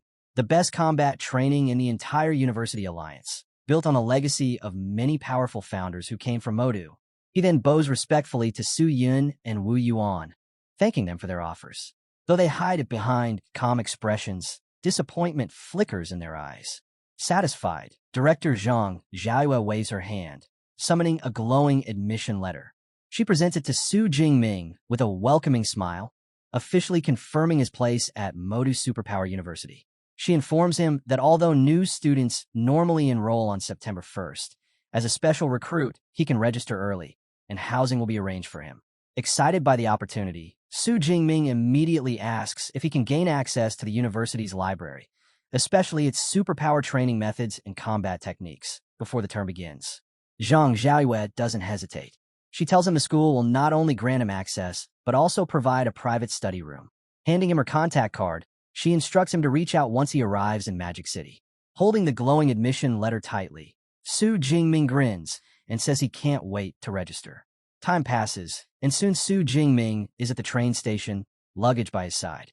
His heart races with anticipation as an announcement echoes. Passengers for the G91 train to Magic City, Maine now begin boarding. Nearby, his aunt Su Qingwan wipes at her tears, unable to hide her emotions. Her husband, Tang Dean, gently comforts her, saying proudly that Xiaoming has grown up, and once he leaves, he'll soar higher than ever. Their daughter, Tang Yi, listens quietly as her father reminds her that it's time for her to start filling out her own university applications. He suggests that since her cousin is headed to Magic City Superpower University, she should also consider schools there. Shu Qingwan agrees, adding that it would be good for them to look out for each other. Tang Yi blushes slightly but nods, giving a soft reply. On board the train, with 6 hours left in the journey, Su Jingming wastes no time. He opens his materials and begins studying. His thoughts focus on the most valuable reward from the provincial exam, the Universal C-Class training method. Like superpowers, training methods are also divided into levels: beginner, intermediate, advanced, and top tier. A chart flashes in his mind, showing that the higher the level of the method, the faster one can cultivate and the stronger the results. Su Jingming immerses himself in the study of the Universal C-Class method, noting that it's classified as intermediate. With his current spiritual power of 180, it takes him half a day to fully memorize it. He recalls his first attempt. By following the method's guidance, he was able to sense the unique energy flowing through the world from the very first day of practice. As Su Jingming continues studying on the train, a new option suddenly appears on his system panel, a plus sign beside his level. It means he can now break through, advancing from awakened to full superpower user. Yet he holds back. The training manual's words echo in his mind. The higher the grade of the method used during the breakthrough, the greater the benefits. With top-tier techniques soon within his reach at Modu, it would be a waste to use only an intermediate one now. He firmly decides to wait. When the train finally pulls into Magic City, Su Jingming is left in awe at the sight of Modu Superpower University. From the car window, the sprawling campus stretches across hundreds of meters, vast beyond imagination. A sleek red sports car pulls up beside him. Director Zhang Xiaoyue has come personally to welcome him. She smiles and tells him to hop in so she can guide him through his admission procedures. As they drive, Su Jingming takes in the breathtaking scenery. Rows of cherry blossom trees lining wide paths, elegant buildings rising in the distance. Zhang Xiaoyue proudly explains that the university's grounds cover a staggering 40,000 mu, so large that even visiting students couldn't explore it all in a single day. Su Jingming nods in admiration, admitting that seeing it in person is far beyond anything he imagined. After completing his quick registration, Zhang Xiaoyue hands him his student ID, a single card that grants him access to the dorms and serves multiple functions across campus. Together, they head toward his new accommodations. On the way, Su Jingming recalls the dorms he's seen in his past life. Everything from shared 4-person rooms to modest 3-bedroom apartments. But when he reaches his new housing, He stops in stunned silence. Before him stands a grand villa, lavish, elegant, and far beyond what he ever expected. With a smile, Zhang Xiaoyu explains that every Modu student lives in a villa, but the luxury level is determined by exam scores. As the provincial top scorer, Su Jingming has been awarded the most extravagant model, over 800 square meters in size. The villa is designed for 2 students with separate upper and lower floors, giving each resident an entire level to themselves. Su Jingming accepts the arrangement calmly, thinking that having a roommate isn't bad. It's better than being alone. Deep down, though, he remembers his past as an orphan, where he grew to appreciate the warmth of shared dorm life, even in cramped quarters. Inside the villa, Director Zhang Xiaoyu sits down with him to explain several key aspects of university life. She highlights 2 of the most important systems, credits and mentors. She begins with the first. At Modu, credits mean everything. Director Zhang Xiaoyu continues her explanation. At Modu, credits are the foundation of everything, used for meals, equipment, resources, even powerful cultivation items. She clarifies the value. 1 credit equals roughly 10,000 Daxia currency. She goes on to explain that there are multiple ways to earn credits. One guaranteed method is the fixed allotment granted each year according to a student's rating. Since Su Jingming has been classified as S-class, his starting annual credit balance is 100. To demonstrate, she summons a small floating sphere with a command, EVA. The robot hovers in midair and projects a glowing message, confirming his balance of 100 credits. She introduces the device as Eva, the dorm's AI assistant. Every villa is equipped with one, while the main body of Eva serves as the school's central intelligence system. Even these subunits are level 4 AIs, fully capable of supporting students in daily life. Su Jingming can't hide his amazement. The level of AI technology on Blue Star is far more advanced than anything he experienced in his previous life. With credits explained, Director Zhang Xiaoyu moves on to the next system, the mentors. She explains that each student has the chance to seek guidance from a mentor of their choosing. The only condition is that the mentor must accept. Intrigued, Su Jingming asks if this means he can receive personal, one-on-one instruction. She confirms it, adding that every mentor at Modu is a powerful, high-level superhuman in their own right. Many have developed their own exclusive combat techniques and cultivation methods, techniques that are never shared outside of their disciples. Given his talent, she tells him a university has 4 lightning element mentors for him to consider. Her top recommendation is Yang Jinshin, Dean of the Weaponry Academy. At her command, Eva projects a detailed profile of the dean. It shows Yang Jinshin is 52 years old, a Tier 7 high-rank, superpowered individual with an A-rank lightning ability. He's renowned for his mastery of weapons, especially the spear, earning him the title Thunder Spear. The profile even records his legendary battle, where he fought an 8th-tier demonic whale for 3 full days and nights before slaying it single-handedly. She also provides information on the other 3 lightning mentors, but reminds Su Jingming that the final decision rests with him. After reviewing the profiles, a confident smile forms on his lips. Not only is Dean Yang Jinshin a lightning wielder, but he's also a spear specialist. The perfect match. Su Jingming decides firmly that Yang Jinshin will be his mentor. With his choice made, Su Jingming sets out for the mentor's residential area. The compound is serene and elegant, a collection of traditional-style buildings hidden among lush forests.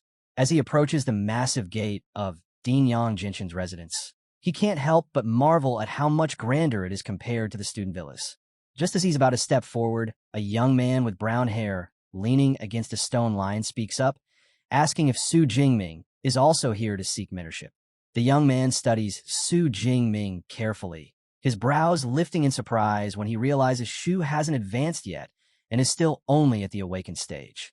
He guesses aloud that Su Jingming must be one of this year's specially recruited students. Su Jingming confirms it with a nod. The other student remarks that in previous years, special recruits were usually already mid or even high-tier level 1.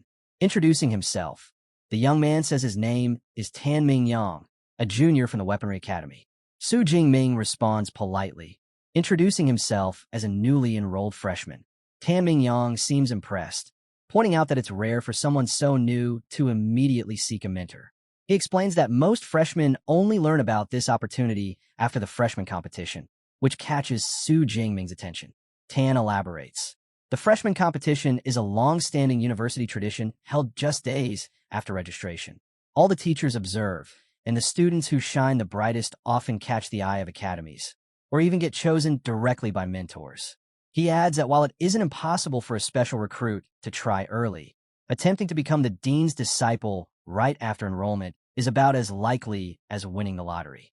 Su Jingming thanks him for the explanation and then asks if Tan is also here to seek mentorship under Dean Yang.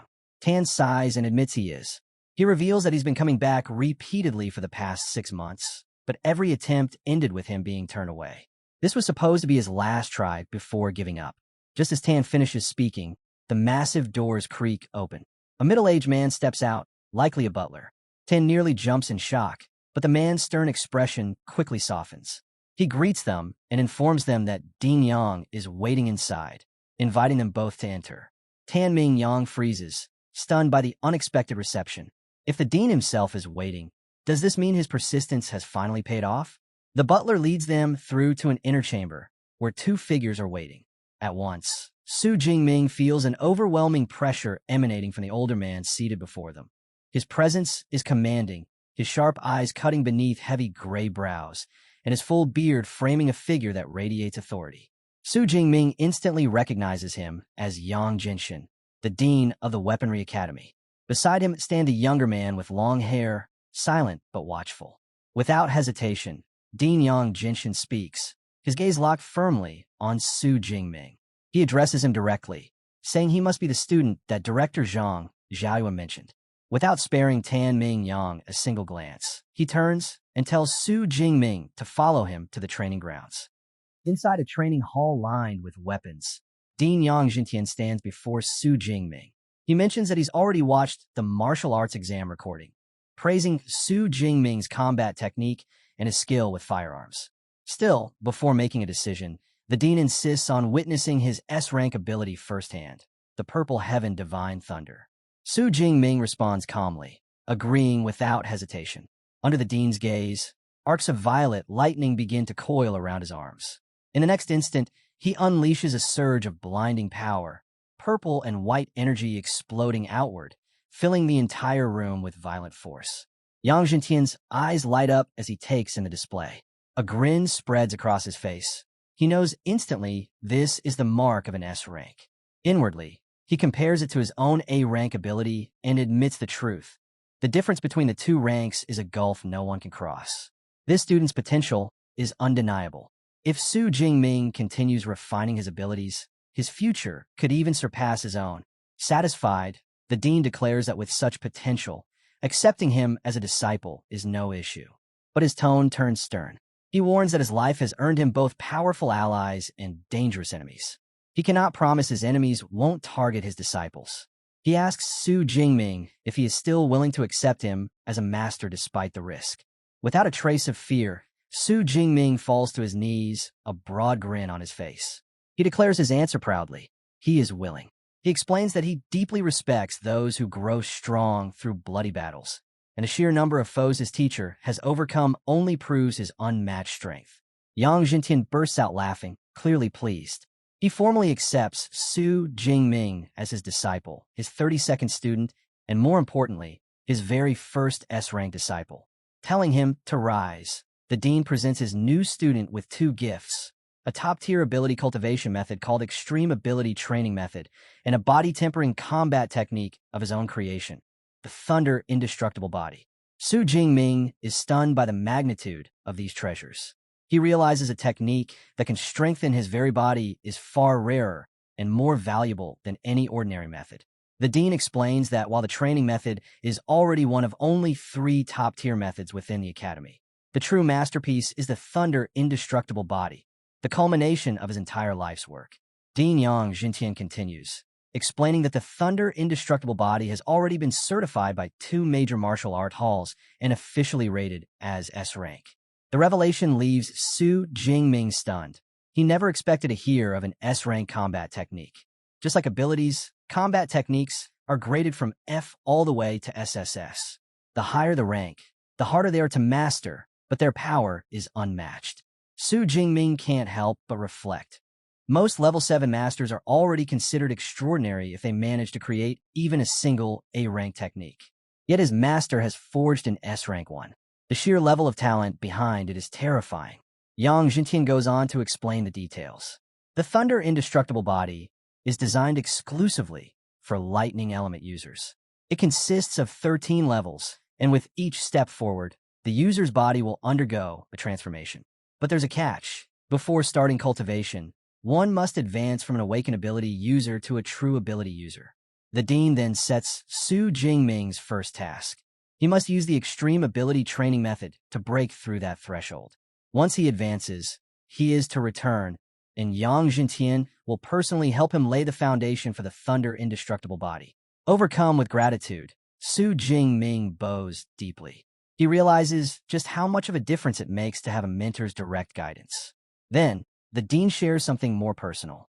He admits that he himself has only cultivated the technique to the 10th level. His eyes shine with expectation as he looks at Su Jingming. If he himself cannot reach the realm of martial saint, then Su Jingming will carry his hopes forward. He believes that if the technique can ever be mastered to its 13th and final stage, the cultivator's body may reach a state of true eternity, indestructible and everlasting. Later, as Su Jingming leaves his master's residence, he waves to the butler before stepping outside. There, he finds Tan Mingyang slumped on the steps, head buried in despair. Su Jingming walks over and asks what happened. Tan reveals the bitter truth. His attempt to become a disciple has failed.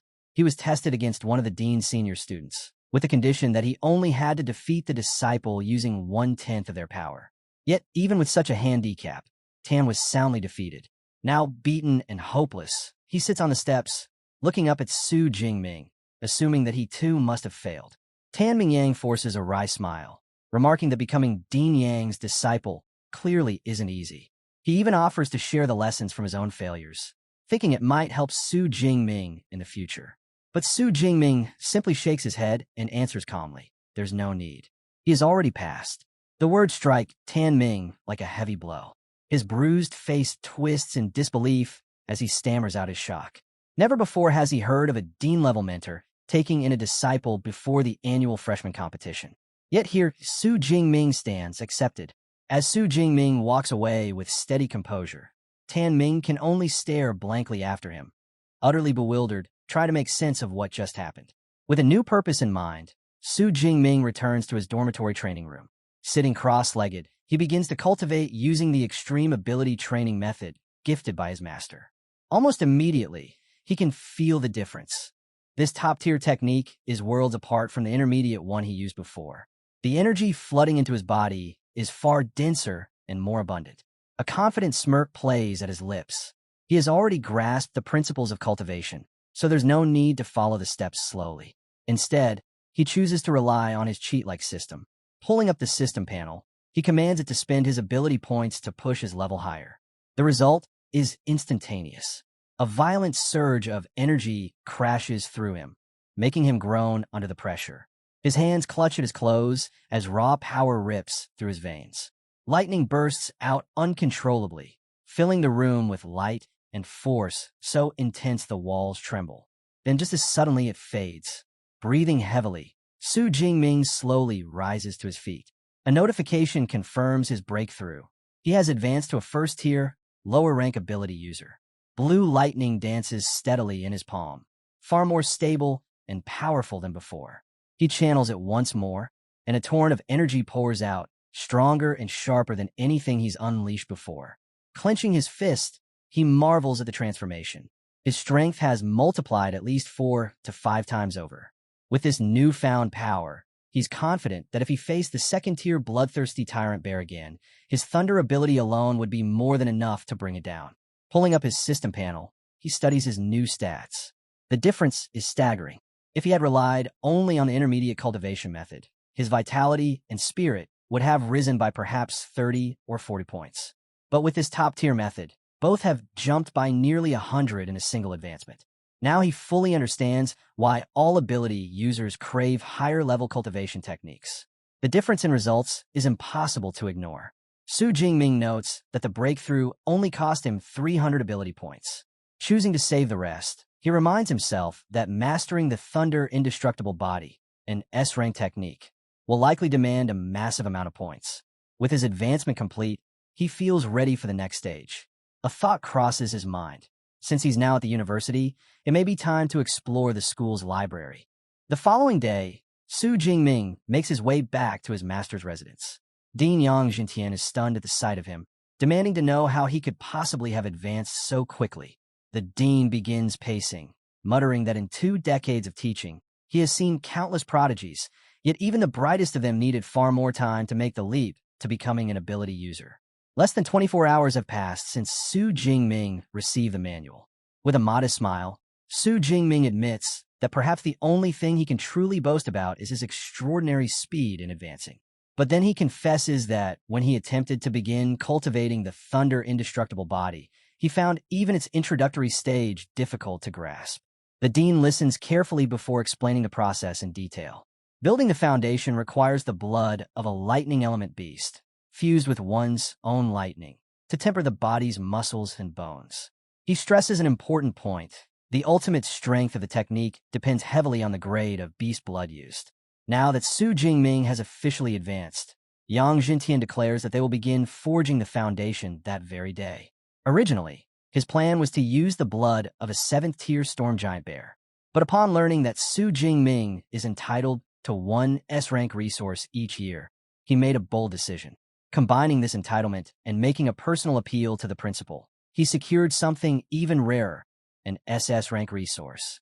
From within his robes, he presents a vial containing a glowing crimson liquid, the essence blood of an 8th-tier beast, the Thunder Tyrannosaurus.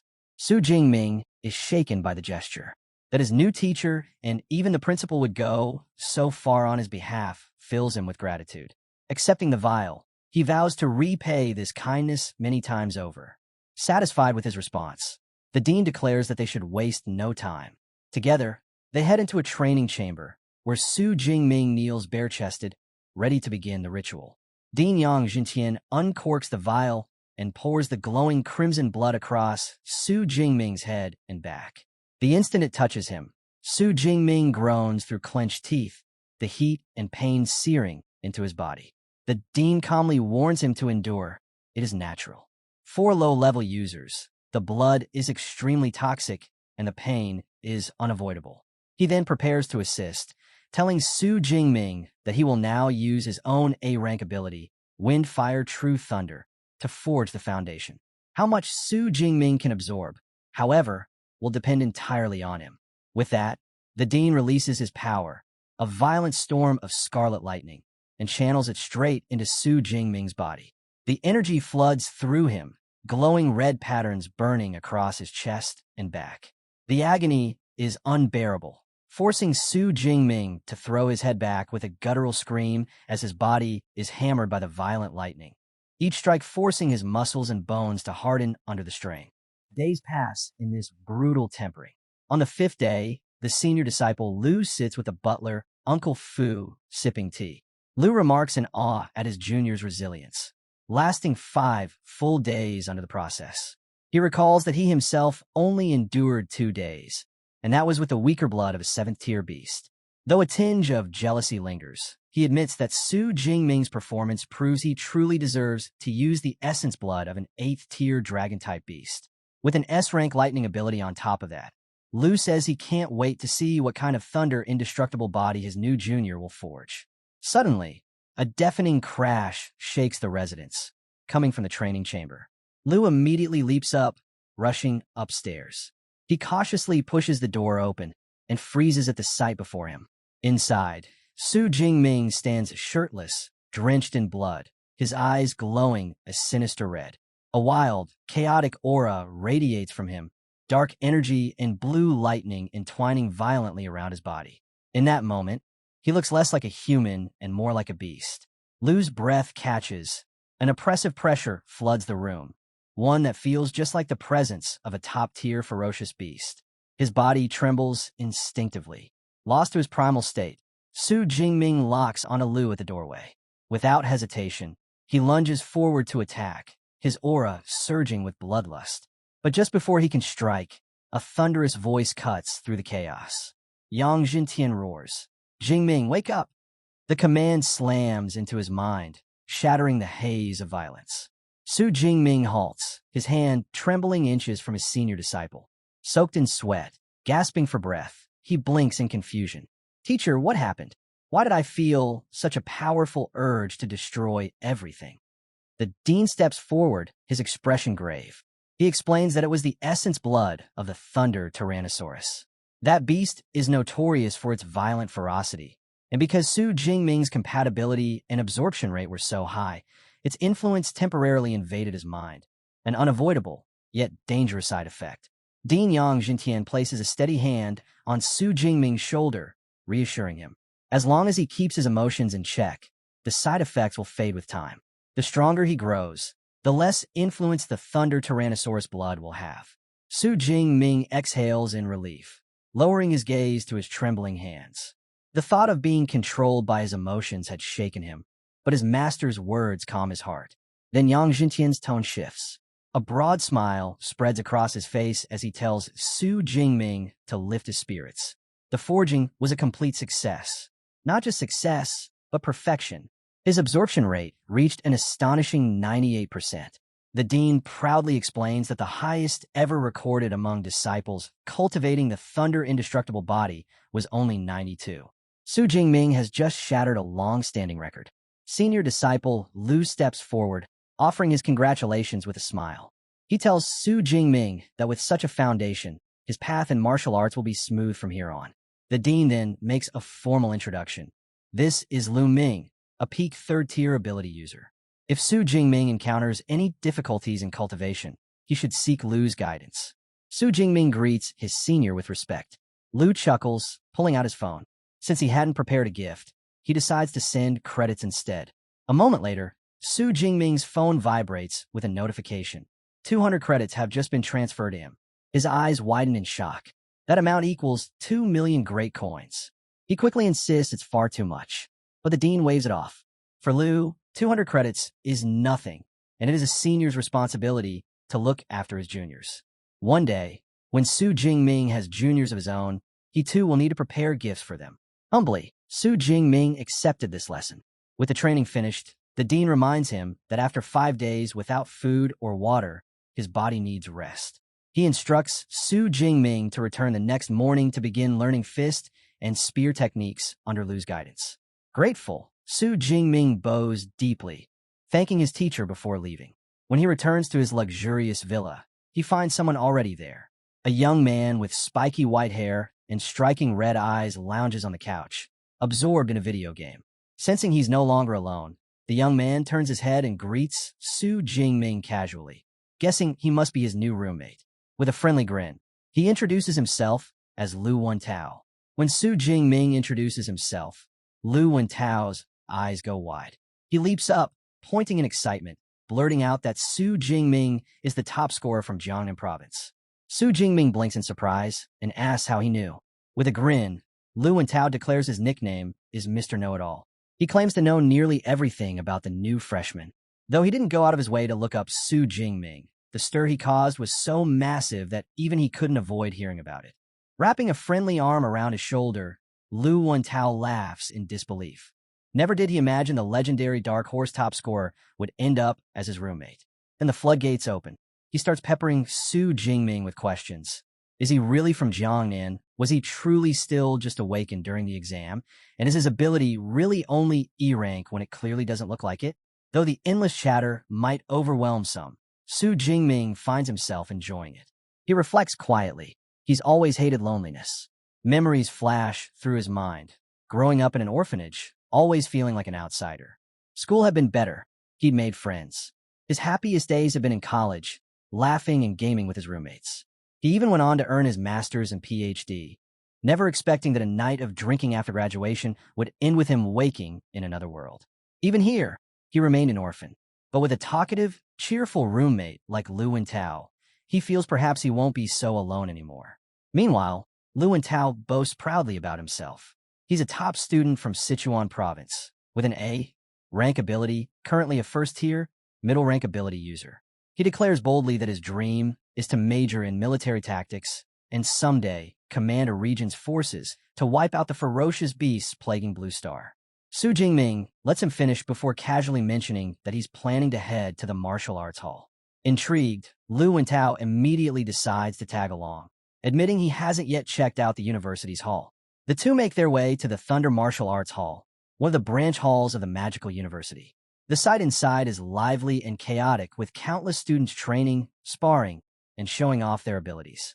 An AI named Eva appears to greet them, explaining that they are in the public training chamber, which can accommodate up to 300 people. The hall itself is reinforced with C-rank alloy and memory metal, durable enough to withstand tremendous damage. She also points out the option of private training rooms, but Su Jingming decides the public space would do just fine. Lu Wentao, swept up by the competitive energy, starts shouting excitedly. He points out one student in particular, an A-rank enhanced werewolf ability user, his eyes shining with admiration. Su Jingming can't help but glance at his noisy roommate and remark dryly that Lu Wentao isn't exactly keeping quiet himself. Curious, Su Jingming turns his attention to the large numbered pillars in the middle of the hall and asks Eve about them. The AI explains that they are punch power challenge boards. Each tier of ability users has its own leaderboard, 5 in total. Anyone who manages to place in the top 3,000 of their respective board earns a 50 credit reward. The moment he hears the word reward, Lu Wentao's eyes light up, and he quickly accepts the challenge. Thinking it sounds easy, he smirks confidently. But Eva clarifies that there are just over 4,000 students currently enrolled, and only the top 75% of them even qualify.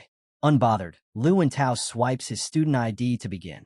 Eva announces his attempt aloud, drawing the attention of nearby upperclassmen. They immediately begin to sneer, mocking the fact that he's just a first-tier, middle-rank freshman daring to try the challenge. Feeling the pressure of all eyes on him, Lu Wentao steels himself. He clenches his fist, lets out a shout, and drives a heavy punch straight into the pillar. The numbers flash onto the screen, 476 kilograms. Breathing hard, Lu Wentao grins in relief. Not bad at all. With that, he's sure breaking into the top 3,000 will be no problem. But his confidence shatters in the next instant. Eva coldly declares his ranking, beyond 100,000. The room falls silent before bursting into laughter. Eyes wide, Lu Wentao yells in disbelief. How could that be possible? There aren't even 5,000 students in the whole university. Eva responds without emotion, explaining that the leaderboard isn't limited to current students. It has tracked every challenger since the university's founding over 100 years ago. The realization hits him hard. The crowd hadn't gathered out of curiosity. They were waiting for him to make a fool of himself. And he had delivered. The older students roar with laughter, some nearly doubled over, calling the spectacle priceless. Face flushed with humiliation, Lu Wentao can barely lift his head. At his side, Su Jingming offers a calm word of comfort. He reminds him that as a spiritual element user, physical punch strength isn't supposed to be his specialty.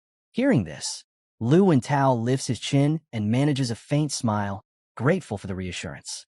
Then, try to recover some dignity, he urges Su Jingming to give it a try instead, insisting his roommate is bound to score higher. Su Jingming nods, saying he had wanted to test his strength anyway. He swipes his student ID, and Eva announces a challenge. The crowd's attention shifts, but their reaction is just as dismissive. Seeing that he's only a first-tier, lower-rank ability user, most scoff and guess his punch power won't even reach 400 kilograms. Yet among the whispers, one student frowns. The name Su Jingming sounds strangely familiar to him. Meanwhile, Su Jingming stands calmly before the pillar. His thoughts are steady. He has advanced to a first-tier ability user, endured 5 days and nights of brutal tempering, and successfully forged the foundation of the Thunder indestructible body. With all that, he knows exactly what his body is now capable of. A quick glance at his system panel confirms what he already feels in his bones. His physique has been greatly enhanced, and under his skills now sits the first stage of the Thunder indestructible body. Su Jingming curls his fingers into a tight fist, anticipation building. This was the perfect chance to see just how far his strength had risen. Drawing in a deep breath, he channels his power and drives his fist forward. The impact slams into the pillar with explosive force, sending out a shockwave so strong it ripples through the air, rattling the ground beneath everyone's feet. The crowd that had been mocking moments earlier instantly goes silent, eyes widening as they feel the sheer force of the strike. All attention locks on the screen, waiting to see the number that will decide just how terrifying this freshman's strength truly is. A powerful blast ripples through the air as Su Jingming's punch lands, shaking the entire martial arts hall. The crowd falls silent, eyes fixed on the massive digital screen. Fist power, 45,589 kilograms. Gasps erupt. The number not only dominates the leaderboard, it smashes the long-standing record for first-tier ability users. The older students who had mocked him moments ago stare in disbelief. One stammers, "The record? It's broken." Another blurts out, "No way. How can a first-tier rookie hit that hard?" A third mutters darkly, "With a punch like that, I'd be a smear on the wall. There's no way this guy's a freshman." Two female students exchange stunned looks. The top 1,000 on the leaderboard are legends. One says quietly, "Just how strong is this new number one?" Her friend pulls out her device, grinning. "That record's been untouched for over a decade. I'm definitely saving this moment." Before Su Jingming can react, his roommate Lu Winter rushes over, eyes shining. He grabs Su's shoulders and shouts, "Bro, you're my brother for life. I'm sticking with you from now on." Su Jingming chuckles and waves him off. "Don't make it sound so dramatic." He glances at his fist, feeling the lingering surge of power. "So, the Thunder Tyrannosaurus's essence blood really suits me. The boost is beyond what I expected." Nearby, the AI assistant, Eva, hovers into view. "Congratulations, Su Jingming," she announces. "You've set a new record. 400 credits have been deposited into your account." Curious, Su asks, "If I break it again, do I earn more?" Eva shakes her head. "The bonus applies only once. However, you can challenge the other level pillars for new rewards."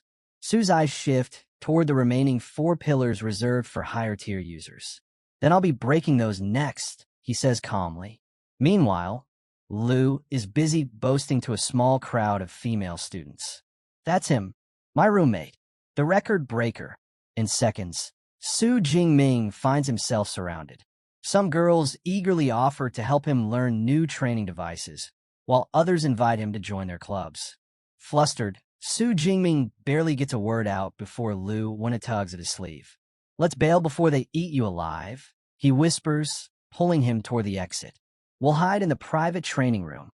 Elsewhere, in a quiet courtyard, Dean sits sipping tea. His senior disciple, Lu Ming, steps forward and shows him his phone. "Master," he says with a hint of a smile, "Junior brother Su's all over the campus forums. Everyone's talking about him." Dean leans back, setting down his teacup with a soft clink. A faint smile tugs at his lips as he shakes his head. "That boy, breaking records instead of resting," he muses. "His physical strength is beyond reason." Lu Ming, standing nearby, can't help but compare. Memories surface back when he was a high-rank first-tier user, newly mastering the first layer of the Thunder indestructible body. His best punch barely reached 3,500 kilograms. He sighs quietly. "My junior brother, he's not just a little stronger. He's on an entirely different level." Across the city, in a luxurious apartment, a young man with dark hair and a brown jacket glares at his phone. The moment he sees Su Jingming's name, rage flares within him. He slams his palm against the marble counter, sending a crack through it. The glass beside him explodes as orange flames and blue lightning burst from his hand. "Su Jingming, you again," he snarls, voice trembling with fury. His eyes burn with resentment. "Because of you, I lost my spot as the top scorer of Jiangnan province. They laughed at me, mocked me." His fist tightens, fire and lightning swirling around it. "This time," he growls, "I'll take back everything that was stolen from me." Back at Magic University, Su Jingming sits quietly in the training room, a small knife glinting between his fingers. He's been refining his Thunder indestructible body for 5 relentless days. No food, no rest. Yet his energy remains abundant. He raises the blade and presses it lightly across his palm. A metallic clang rings out. The edge fails to cut through, leaving only a faint white mark. Su Jingming studies it calmly. My body's defense, it's on par with E-grade alloy. Ordinary weapons can't even scratch me. He nods slightly, worthy of an S-grade body refinement art. The door bursts open.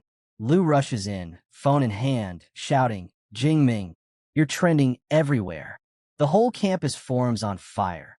Everyone's talking about your record. He scrolls rapidly, wide-eyed. Look, there are tons of posts, people lining up to challenge you. Instead of irritation, a faint smirk crosses Su Jingming's face. So this is Magic University, he murmurs. The martial spirit here runs deep. Seeing the flood of challenges, Lu went to fumes. These clowns don't know their place. Let me roast them online for you. Su Jingming calmly lowers his roommate's arm. Don't bother. Let them talk. It's not worth your time. He stands, slipping the knife away. I've got something more important to do. I'm heading to the Battle Technique Library. Lu Wenna blinks. Then what about? Head back to the dorm, Su says, already walking out. I'll handle the rest. Su Jingming steps before the towering structure of the Battle Technique Library, its sleek metal walls humming with faint energy. As he raises his hand toward the entrance scanner, a glowing orange formation flares to life, tracing intricate patterns across the air. The security circle ripples and confirms his identity. He lets out a quiet breath, impressed. So the rumors were true. This place really is guarded by the vice principal himself, a 9th-tier superpower user. With protection like that, even the strongest martial saints wouldn't dare steal from here. Swiping his student ID, Su Jingming walks through the gate as the glowing circle scans him one last time before granting entry. The moment he steps inside, he's greeted by a grand hall bathed in soft blue light. 3 librarians stand behind a curved counter. The one in the center smiles warmly. Welcome, S-grade student Su Jingming. How may we assist you today? Startled, Su raises a brow. You already know my name? The librarian nods politely. Students with S-grade clearance are automatically registered in our system. You have access to every battle technique in the library. Behind her professional smile, she's thinking quickly. S-grade authority means his potential is enormous, at least Grandmaster level. I should definitely build a connection with him. I'm looking for lightning element battle techniques, Su Jingming says. Which floor should I go to? B grade and below are on the 2nd and 3rd floors, she explains. The advanced ones are kept in the 4th floor reading room. You can enter by swiping your card. She gestures for him to follow, personally escorting him upstairs. The 4th floor chamber is elegant and quiet, lined with glowing shelves. In the center, a small floating AI device hovers above a crystal table. Welcome, the AI says, its voice soft but precise. Once you choose your desired techniques, the original manuals will be delivered here. Please handle them carefully. When the AI goes silent, Su Jingming gives a simple command. Show all lightning element battle techniques, B grade and above. Instantly, the room fills with light. Dozens of blue holographic screens appear, each displaying a detailed description of a different technique. He scrolls through the list, scanning the names and ranks until 2 stand out. The first, 10,000 Prisons Heavenly Thunder Guidance, is an SSS-grade technique capable of forming a vast thunderstorm domain that traps enemies within its lightning field. But the note below it reads, requires 5th tier or above. The second, Wrath of the Thunder God, is an SS-grade technique that channels destructive divine thunder. Requires 4th tier or above. Su Jingming studies the screens, eyes gleaming with quiet admiration. The power behind these techniques, it's beyond imagination. Seeing the dazzling lineup of SS and SSS-grade techniques before him, Su Jingming can't help but be awed. The university's collection is incredible. They really have everything. For a moment, he wonders if he can access them freely, but his excitement fades as the reality of their strict tier requirements hits him. With his current rank, he can only practice A-grade battle techniques. Even so, the number of available options is staggering. He scrolls through endless holographic listings, each one tempting in its own way. Without his teacher's direction, choosing would have been almost impossible. Luckily, he's prepared. From his storage bracelet, Su Jingming retrieves a handwritten list from his master, Dean Genshin, a personal recommendation tailored to his thunder element abilities. Using it as a guide, he swipes through the holographic panels and locks in his selections one by one. He finalizes his choices with 4 A-grade techniques. Thunder Spear, a high-impact offensive strike. Chain Thunder Gun, a technique for continuous ranged attacks. Thunder Flash, a rapid movement art. Thunder Prison, a method of trapping enemies with lightning-based control. He mentally maps them out. Thunder Spear for instant offense. Chain Thunder Gun for sustained pressure. Thunder Flash for mobility. And Thunder Prison for control. Combined with his S-rank Thunder Indestructible body, his combat setup feels perfectly balanced. Offense, defense, and mobility all covered. The AI Eva analyzes his choices and chimes in. Based on your current data, the average time to reach elementary mastery for each A-grade technique is 6 months. It is advised to mix in lower-tier skills for efficiency. Su Jingming smiles faintly. No need. I'll manage. Not long after, the librarian returns, carrying 4 beautifully bound manuals. Each one radiates a faint golden hue and emits a subtle energy pulse. Su Jingming's gaze lingers on them. Even a C-grade manual costs millions. These A-grade originals are priceless. He carefully opens the first one. A burst of golden light spills from the pages, and a powerful aura fills the room. The weight of the ancient runes, the vivid artistic conception.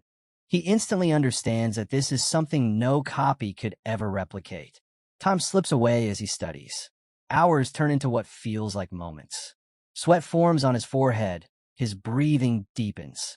The deeper he dives, the more complex the diagrams and energy flow patterns become. Frustration creeps in, but he grits his teeth and keeps going, flipping page after page until the last one closes with a soft thud. Exhausted but satisfied, he leans back in his chair. "D blue," he says calmly. "Add points." The response is instant. 200 superpower points consumed for Thunder Spear, learned elementary. 200 superpower points consumed for Chain Thunder Gun, learned elementary. 200 superpower points consumed for Thunder Flash, learned elementary. 200 superpower points consumed for Thunder Prison, learned elementary. A faint smile crosses his face as 4 golden notifications fade from view. "Show system panel," he commands.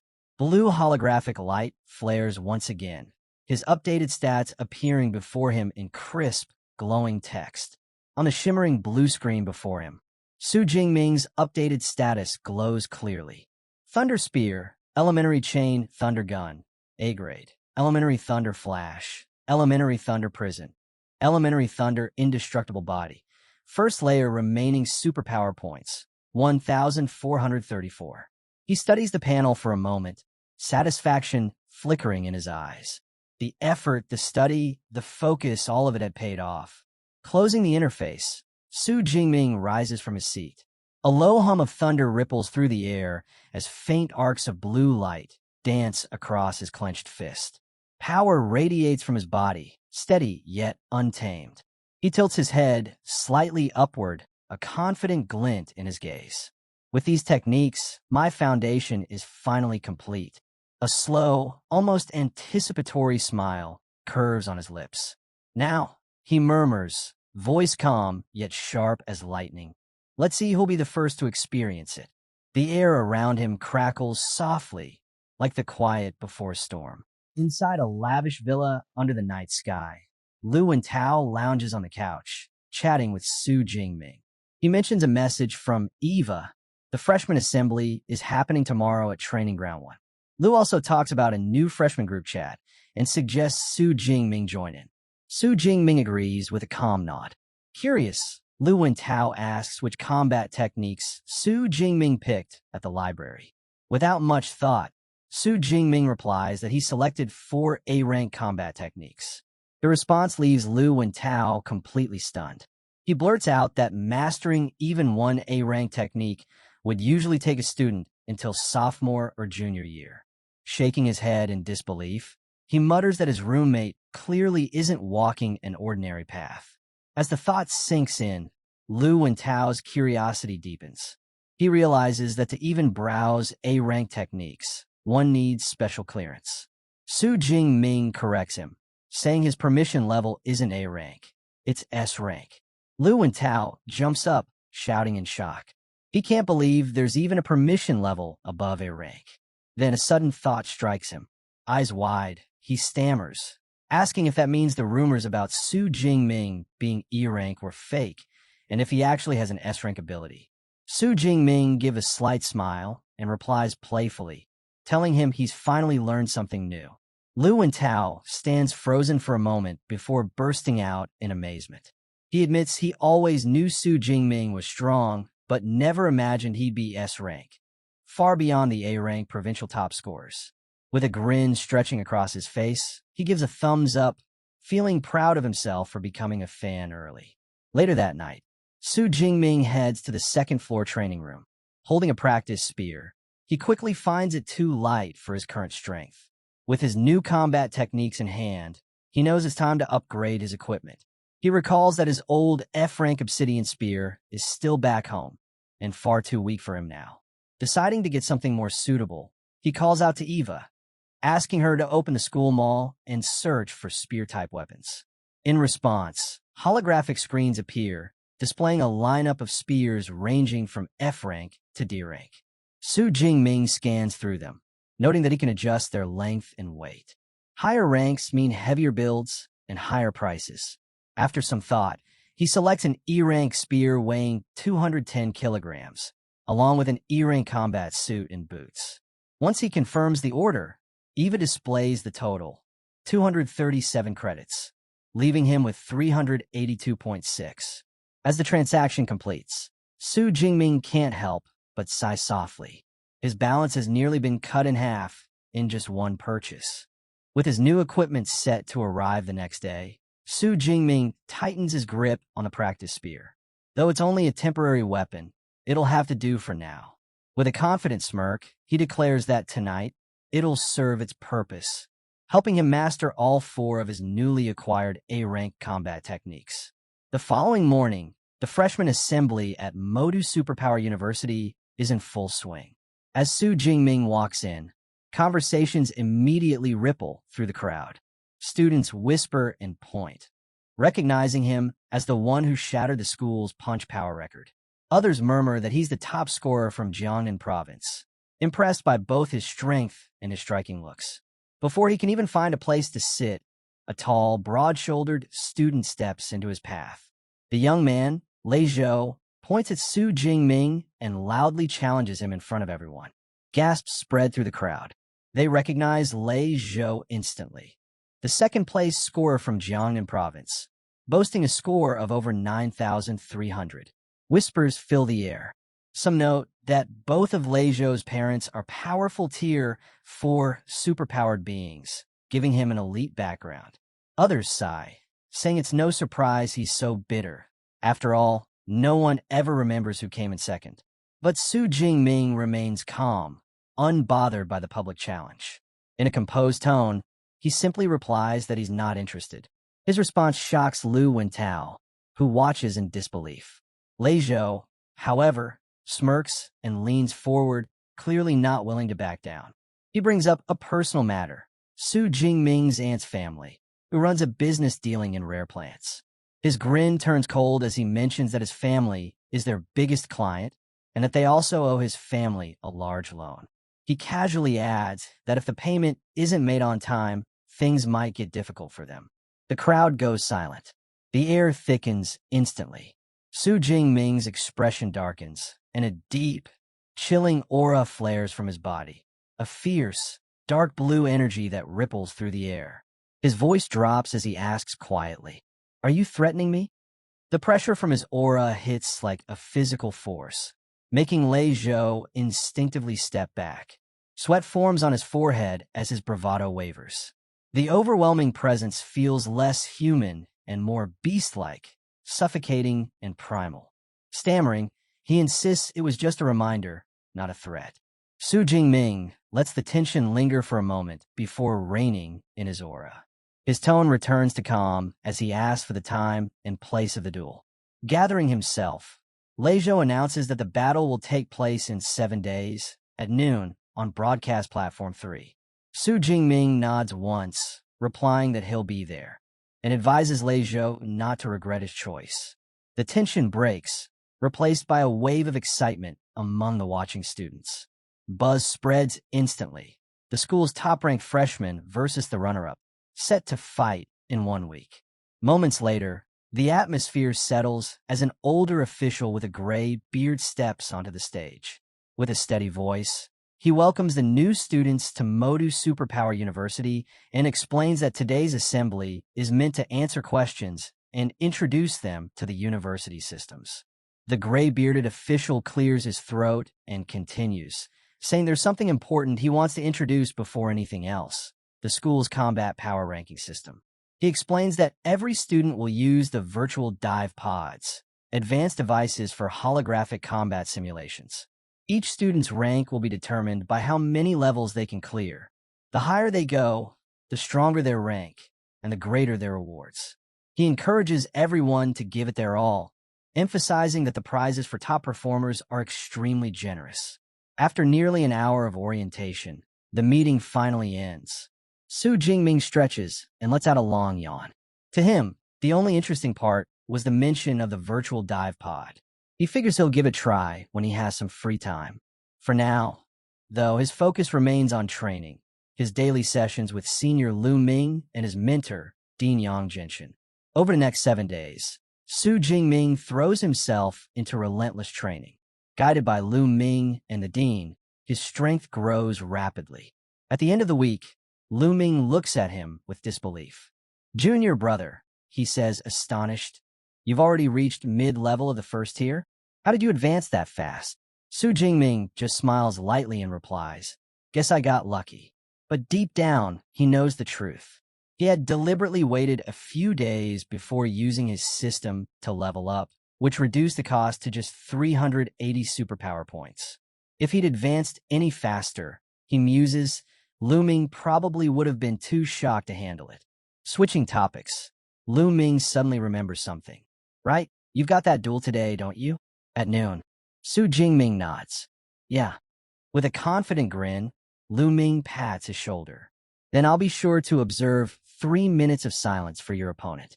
He chuckles and decides to tag along to watch the fight. The scene shifts to broadcast platform 3, a massive arena buzzing with excitement. A crowd has already gathered to witness the showdown. Leizhou arrives first, surrounded by his friends. One of them smirks, saying, "Perfect chance to see how strong the so-called top scorer really is." Another laughs. "That high score of his must have been a fluke. My money's on Leizhou." Someone mentions the punch power record, but Leizhou scoffs. A record like that means nothing. Strength in this school isn't about fists, it's about superpowers.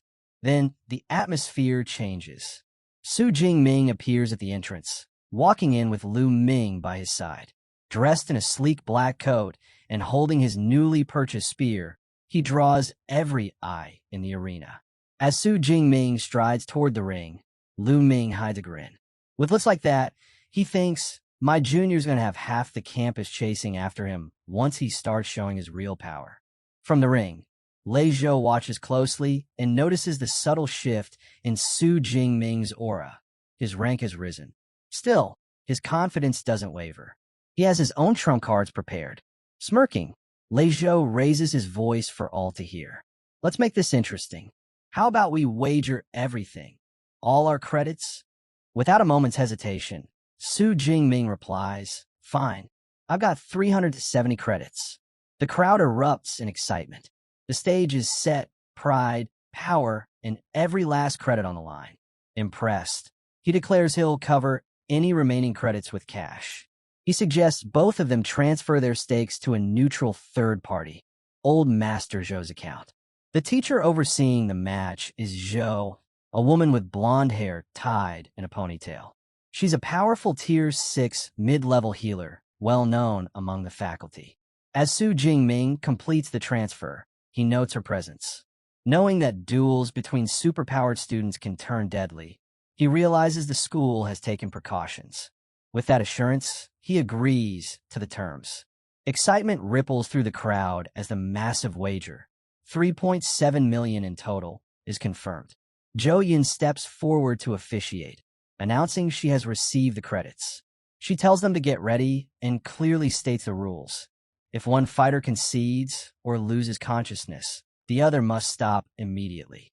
Both Su Jingming and Lai Zhou give a calm nod of understanding. The arena falls silent as they face each other. Su Jingming gripping his spear, Li Zhou drawing his sword. Determined, Li Zhou activates his A-rank ability, Dense Pine Industry Fire. A swirling vortex of orange flames erupts around him as he vows to reclaim the honor Su Jingming once took from him. The display of power stuns the audience. The heat alone is enough to make the air shimmer. With his blade blazing, Li Zhou charges forward, leaping high and slashing down in a flaming arc. But Su Jingming doesn't flinch. He steadies his stance and swings his spear upward in a simple, precise motion. The clash is brief and shocking. The flaming sword strike is completely neutralized. Gasps fill the stands. No one can believe it. A basic move had stopped a high-level special attack. Whispers race through the crowd. Even he stands frozen, teeth clenched, unable to comprehend what just happened. Su Jingming lowers his spear, his gaze cold. Purple lightning flickers across his body as he says flatly, "Nothing is impossible. You just don't have the strength." Before he can react, Su Jingming surges forward in a storm of lightning. The air crackles, and in the blink of an eye, his spear strikes Li Zhou square in the chest. The impact sends him crashing backward, lightning dancing across his body as the crowd erupts in disbelief. Purple lightning surges through his body, tearing a scream from his throat as the strike hits. His sword spins away in a flash of steel, blood spraying through the air. The impact sends him crashing to the ground, smoke curling from his scorched body as he slumps motionless on the arena floor. The audience falls silent. The fight has ended almost before it began. His supporters stare in disbelief. One gasps that Su Jingming won in just 2 moves, while another scoffs bitterly, asking what happened to all that talk about Li Zhou being stronger. Murmurs ripple through the stands. Everyone now sees it clearly. Su Jingming's power stands far above the rest of the freshmen. Off to the side, Lu looks on completely unfazed. To him, the match was dull. His junior brother didn't even need to show a fraction of his real strength. Back in the ring, Teacher Zhou steps forward to declare the winner, but Li Zhou suddenly stirs. He forces himself up, trembling, blood still dripping from his mouth. "I haven't lost. The match isn't over," he shouts, voice hoarse with defiance. Gritting his teeth, he pulls out a small red pill. Zhou's eyes widen in alarm. "Stop. That's a rampaging blood pill," she warns sharply. "This is just a match. Don't throw your life away." Gasps echo through the stands. The spectators recognize the pill too. They whisper among themselves. It's known to multiply one's strength for a brief time, but the aftermath is brutal, leaving the user crippled for weeks, even months. Ignoring the warnings, he clenches the pill in his fist. "The risk is mine to bear," he growls. "I'll accept defeat only if I lose after this."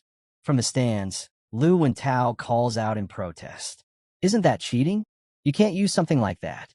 Teacher Jo Yun faces the crowd, her tone steady. "This is an unofficial match," she explains. "There are no restrictions. Weapons, combat suits, and pills are all part of a fighter's resources. If Su Jingming had such an item, he'd be free to use it as well." As she finishes, Li Zhou swallows the pill. A surge of energy explodes from his body. Flames burst to life around him, burning hotter than before. His eyes ignite with a fierce orange glow as he roars, the arena trembling under the force of his aura. Teacher Jo Yun's expression darkens. She can feel it. The pill has pushed Li Zhou's power beyond his limits, elevating him to the lower ranks of the second tier. Teacher Jo Yun's face hardens as she senses the surge in Li Zhou's aura. The pill's effect is undeniable. His strength has skyrocketed. She exhales quietly, concluding that Su Jingming might finally be in real danger. But instead of fear, the spark in Su Jingming's eyes only burns brighter. Facing his opponent's desperate power-up, his own fighting intent ignites, erupting into a storm of violet lightning that crackles wildly around him. From the edge of the arena, teacher Zhou Yun watches intently, her worry giving way to approval. She notes how his spirit doesn't waver, even in the face of greater power, the mark of someone born to command on the battlefield. A confident grin spreads across Su Jingming's face as he grips his spear. Finally, he thinks this fight won't feel like an adult toying with a child anymore. He steps forward, and the floor beneath his boots splinters under the surge of energy. In the next instant, he vanishes from sight, moving with blinding speed. Li Zhou's eyes widen in disbelief. Su Jingming's acceleration is unreal. Before he can react, the two meet head-on in the center of the ring. The collision shakes the air, sparks of fire and lightning scattering in every direction. Li Zhou barely manages to block the first thrust, but the sheer force behind it drives him backward. His knees slam into the cracked floor as he strains to stay upright, flames flickering wildly around him. Ow! He gasps, struggling against the weight of the strike. Even boosted to the second tier, I still can't overpower him? What kind of monster is he? Realizing brute strength won't save him, Li Zhou quickly retreats. Flames surge around his arms as he switches tactics, hurling a storm of blazing fireballs across the ring. Su Jingming doesn't even flinch. With a smooth motion, he swings his spear in a wide arc. A vortex of lightning bursts forth, swallowing every fireball and scattering the flames into harmless sparks. He glances at Li Zhou with a faint smirk. That's it? Is that all you've got? Li Zhou grits his teeth, sweat dripping down his temple. His opponent's lightning tears through every attack like it's nothing. I can't get close, but if I can just hold out, if I can drain his strength before this pill wears off, maybe. But Su Jingming doesn't plan to give him that chance.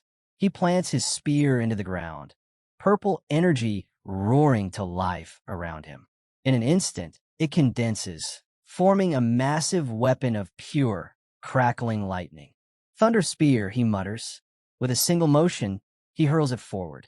The spear streaks through the air like a lightning bolt and slams into Li Zhou's shoulder, tearing through his defenses with brutal precision. The impact sends Li Zhou stumbling backward, clutching his wound as pain floods his body. His eyes widen in horror, a chilling realization dawning on him. Li Zhou's eyes widen in horror as realization dawns. Su Jingming isn't just unstoppable up close. He also commands terrifying long-range power. Before Li Zhou can even steady himself, the air above him crackles violently. A massive sphere of lightning takes form, pulsing with deadly energy. In the next instant, torrents of purple electricity rain down from it, engulfing him completely. The shock rips through his body, leaving him trembling and gasping in pain. What kind of technique is this? He mutters, forcing his head up. Expressionless, Su Jingming raises his hand and points straight at him. His voice rings out cold and sharp. A rank control skill, Thunder Prison. Bolts of lightning whip out in every direction, weaving themselves into a cage of blinding purple energy. The crackling prison closes around Li Zhou, sealing him inside. Li Zhou curses under his breath. A restriction skill, damn it. Desperate, he summons every last bit of his remaining power. Flames explode from his body, swirling upward into a blazing vortex. The fiery barrier roars around him, shielding him within a cocoon of heat and light. If I can't get out, he shouts, voice strained, then you can't get in. Let's see who lasts longer, Su Jingming.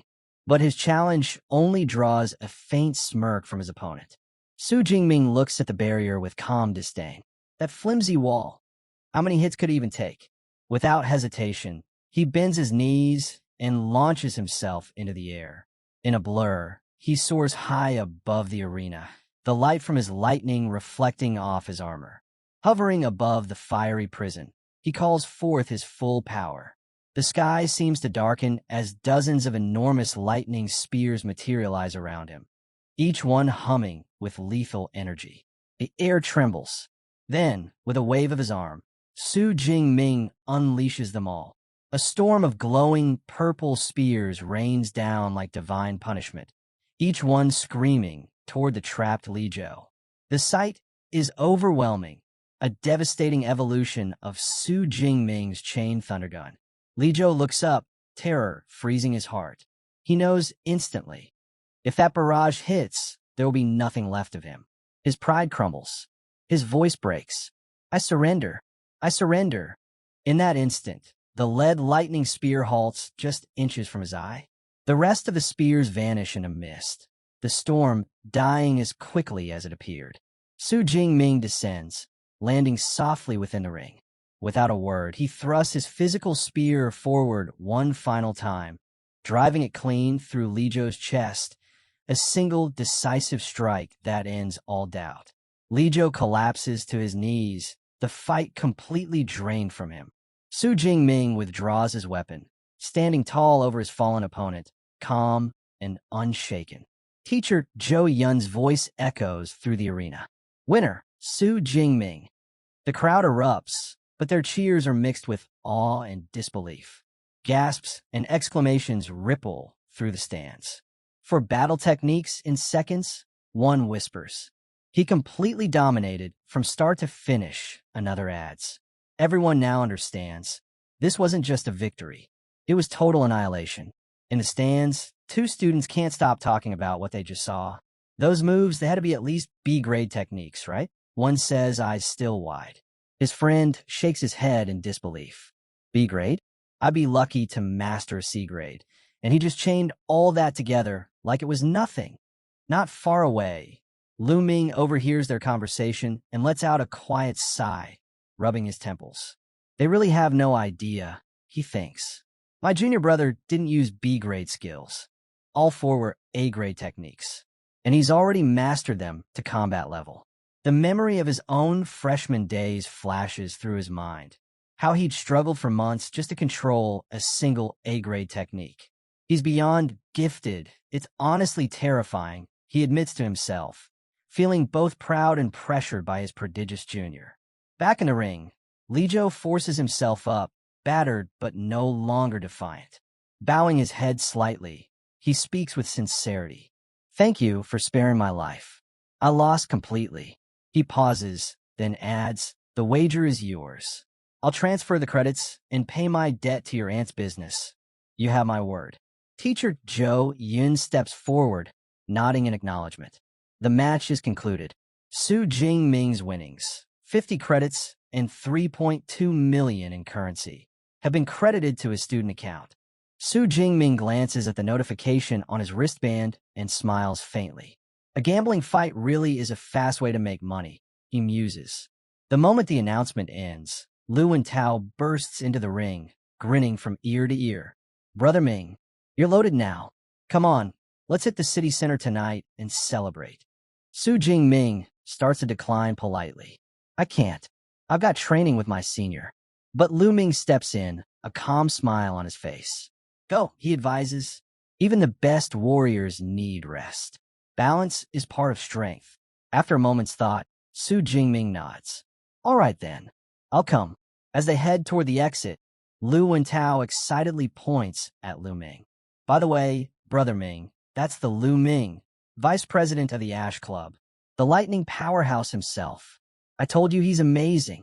Su Jingming gives a small nod, clearly respectful. I can tell, he says simply. As they leave the arena together, Lu and Tao throws an arm around Su Jingming's shoulder. Relax, just follow my lead tonight. I've already arranged everything. Su Jingming narrows his eyes slightly, sensing trouble. What kind of arrangement are we talking about? Lu and Tao turns around with a mischievous grin that could only mean chaos. The one event you can't miss in university life, he declares dramatically, pointing at his friend. The freshman night extravaganza. Lu and Tao approached Su Jingming, who was quietly seated at the table. His voice was filled with excitement as he shared the news. Su Jingming had become quite the sensation lately. He explained how he'd posted an invite for a small mixer on the campus forum, and to his shock, over 100 people had signed up. Sorting through them had been a real challenge.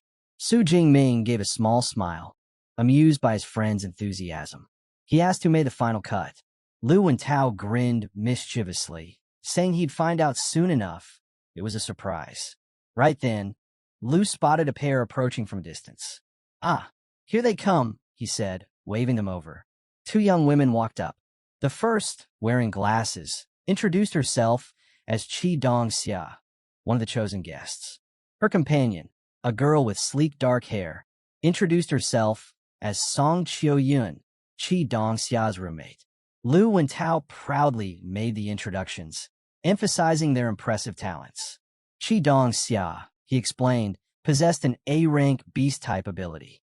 Song Chio-yun, meanwhile, was a high-level first-tier user with an A-rank light element ability, also the top scorer in her province.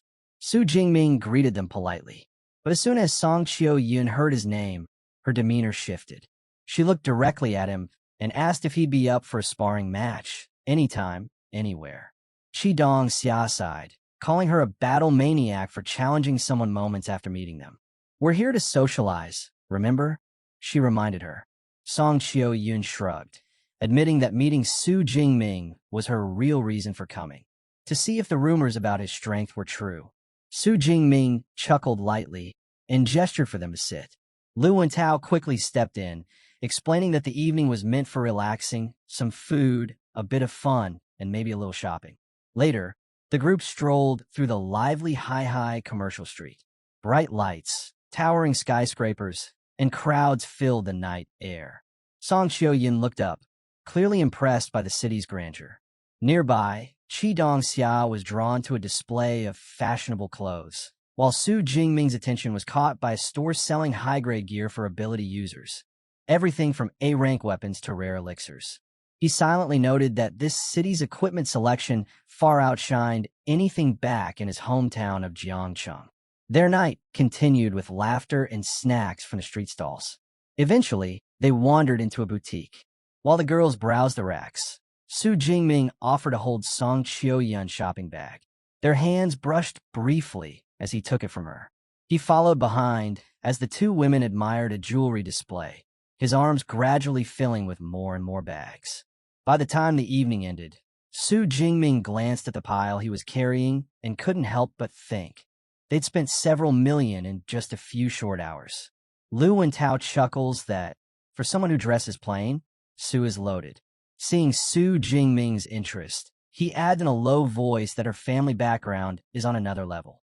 Chi Dong-xia calls over, asking for help with one last bag, and Song Chio-yun says it's about time to head back. The evening wraps up with Su Jingming and Lu Tao escorting them to a lavish villa. At the gate, Su says the night was fun. The guys wave as the two walk toward the door.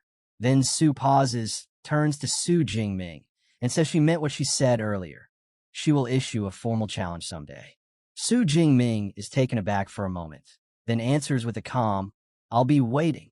Su nods once and goes inside. Upstairs, Chi Dong-xia can't resist teasing. Since freshman year, she says, Song Chu has never shown a positive reaction to any boy, except today. Great call bringing her along. Song Chu explains why she usually keeps her distance. Her rank light ability lets her catch the thoughts of people nearby, so she's constantly picking up the dirty-minded ones. Su Jingming stood out. What she sensed from him was simple appreciation, nothing else. He's different, she concludes. Chi Dong-xia grins and jokes that Miss Song might be smitten. On the walk home, Lu and Tao stretches and says it feels good to unwind. Su Jingming agrees, quietly, but his mind runs back to Song Chu's status and the gap he still needs to close. He sets a goal: keep pushing, get stronger. 15 days later, in his training room, Su Jingming finishes his meditation, gauges his state, and decides it's time. Deep Blue, he says, spend the points. Begin the upgrade. A sudden blast of violet lightning burst from Su Jingming's body, shaking the training chamber. System alerts flash before him. He's entering a dual advancement. His cultivation surging from mid-level to high first tier, and his thunder indestructible body ascending to level 2. When the energy storm finally settles, he exhales slowly. The difference is clear. His strength, speed, and endurance have all skyrocketed. The second stage of his body technique, he recalls, focuses on refining bones and muscles, making them nearly unbreakable. Opening the training manual, he reads the next section. At level 3, he'll unlock Thunder Extreme State, a temporary form that grants overwhelming speed and power. Satisfied, he checks his system panel. His stats have grown impressively, but his ability points have dropped to just 62. Not enough to advance further. He knows what he must do next. Venture into the wilderness and hunt high-rank beasts to earn more points. Later, Su Jingming visits his master Dean. The old man's eyes widen the instant he senses the new aura around his disciple. "You advanced again?" he asks in disbelief. Su Jingming nods calmly. "Last night, I also reached the second level in body tempering." The dean hides his astonishment. His student speaks of breakthroughs as if they were everyday matters. With an S-rank ability and that relentless drive, he thinks there may truly be no limit to what this boy can achieve. Standing nearby, senior disciple Lu Ming lets out a low whistle. "You really are a monster, junior brother. It took me half a year to reach that stage." Dean Genshin smiles faintly. "Power is important, but so is battle experience. Let's test your progress. Lu Ming, you'll spar with him." Su Jingming's eyes light up. "I accept." Inside the training hall, the air crackles with tension. Lu Ming grips his spear and says, "I'll hold back. Limit my power to a low second tier. You, however, will go all out." They take their positions. 3, 2, 1, begin. Both figures explode into motion, spears clashing with a deafening crack. A surge of purple and green energy floods the room, shaking the walls. The impact forces Lu Ming back a step. He hadn't expected such force.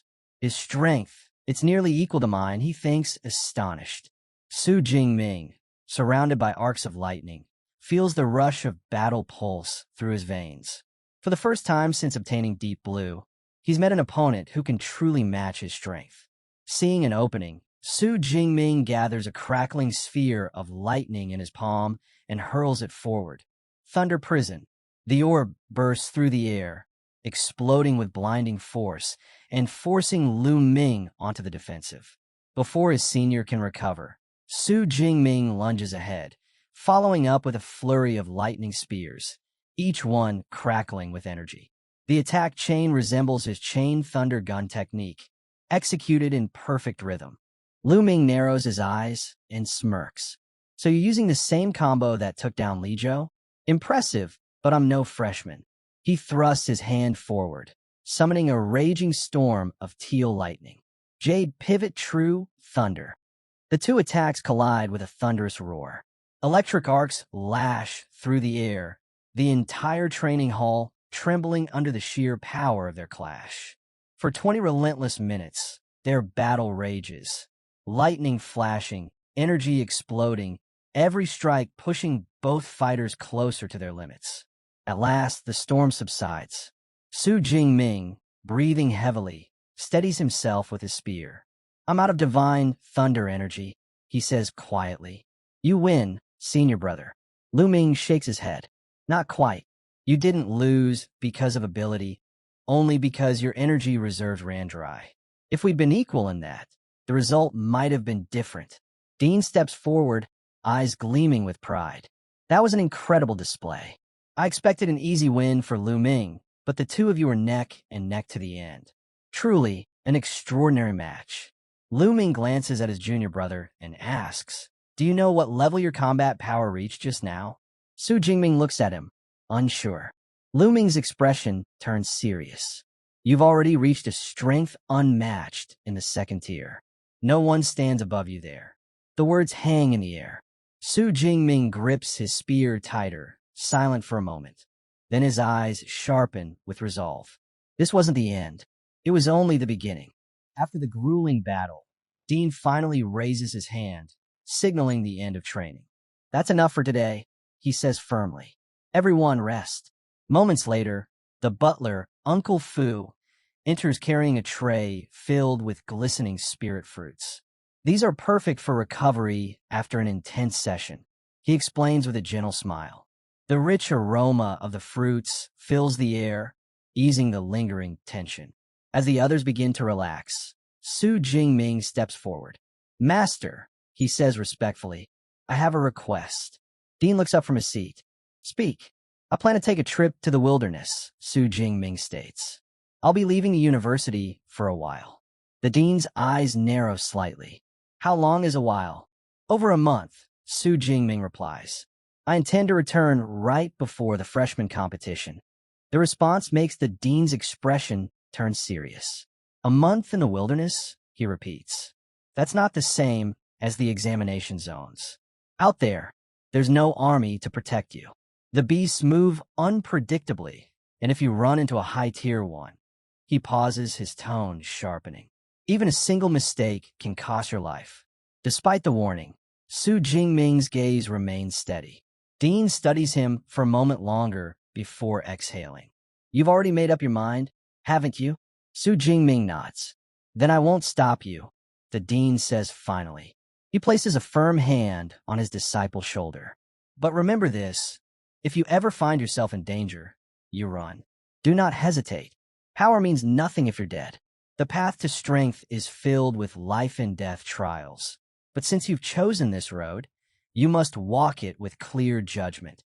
Su Jingming bows deeply. Thank you for understanding, Master. The dean softens slightly. Which region will you head to? Taking a spirit fruit from Lu Ming, Su Jingming answers. The wilderness near Yuanu City. That earns a small nod from the dean. Good. That area borders the magic capital. The beasts there only reach up to tier 4 or 5. It's dangerous, but manageable for someone of your level. He turns to Lu Ming. Later, share some of your experience from your time in the wild. It might help him survive longer out there. Lu Ming grins. Of course, Master. Dean Jinshin looks back to Su Jingming, his expression softening once more. Since I can't assist you much once you leave, let me at least send you off properly. The ring on his finger begins to glow with a brilliant teal light. Taking Su Jingming's hand, he channels the energy forward. Accept this, it's my gift to you. A weapon worthy of your next journey. Back in his dorm, Su Jingming sat on his bed, his newly gifted spear leaning against the wall and a travel pack resting beside him. He took a deep breath and called out, Eva, open the university mission system. Holographic panels flickered to life in front of him, lines of mission data scrolling down the screen. Lu Ming's words echoed in his mind. Before heading out, take a few missions. You'll earn extra credits, and it'll give you direction while you're in the wild. Su Jingming scrolled through the listings. There were dozens of options, collecting beast materials, gathering rare herbs, tracking bandits, even subduing rogue mutants. Each mission was ranked by difficulty. D and C ranks offered minor rewards, while A and S ranks promised large sums of credits and reputation points. He noticed a clear pattern. The higher the risk, the better the payout. Most top-tier missions required combat. So that's the university's real system, he thought. They push students into danger to make them stronger. He recalled an old saying, the best students aren't found in the classroom, but in the field. After a moment of thought, he selected 1 A rank and 3 B rank missions, enough to test himself and gain good experience. Once the confirmation prompts disappeared, he stood and began to prepare. He changed into his new combat gear, strapped on his utility belt, and slung his backpack over his shoulder. As he opened the door, Eva's calm voice echoed in his ear. Good luck, Su Jingming. He smiled faintly. Thanks. Time to move. His journey took him to Yuanche City Supply Base, a busy outpost nestled in the mountains, the last hub before entering the vast wilderness. The place was alive with energy. Adventurers filled the streets, some advertising open team slots, others haggling over gear or mission intel. Su Jingming paused, surveying the bustling scene with quiet satisfaction. "I finally made it this far." He followed the flow of people to a large stone building bearing the sign Adventurers Registration Hall.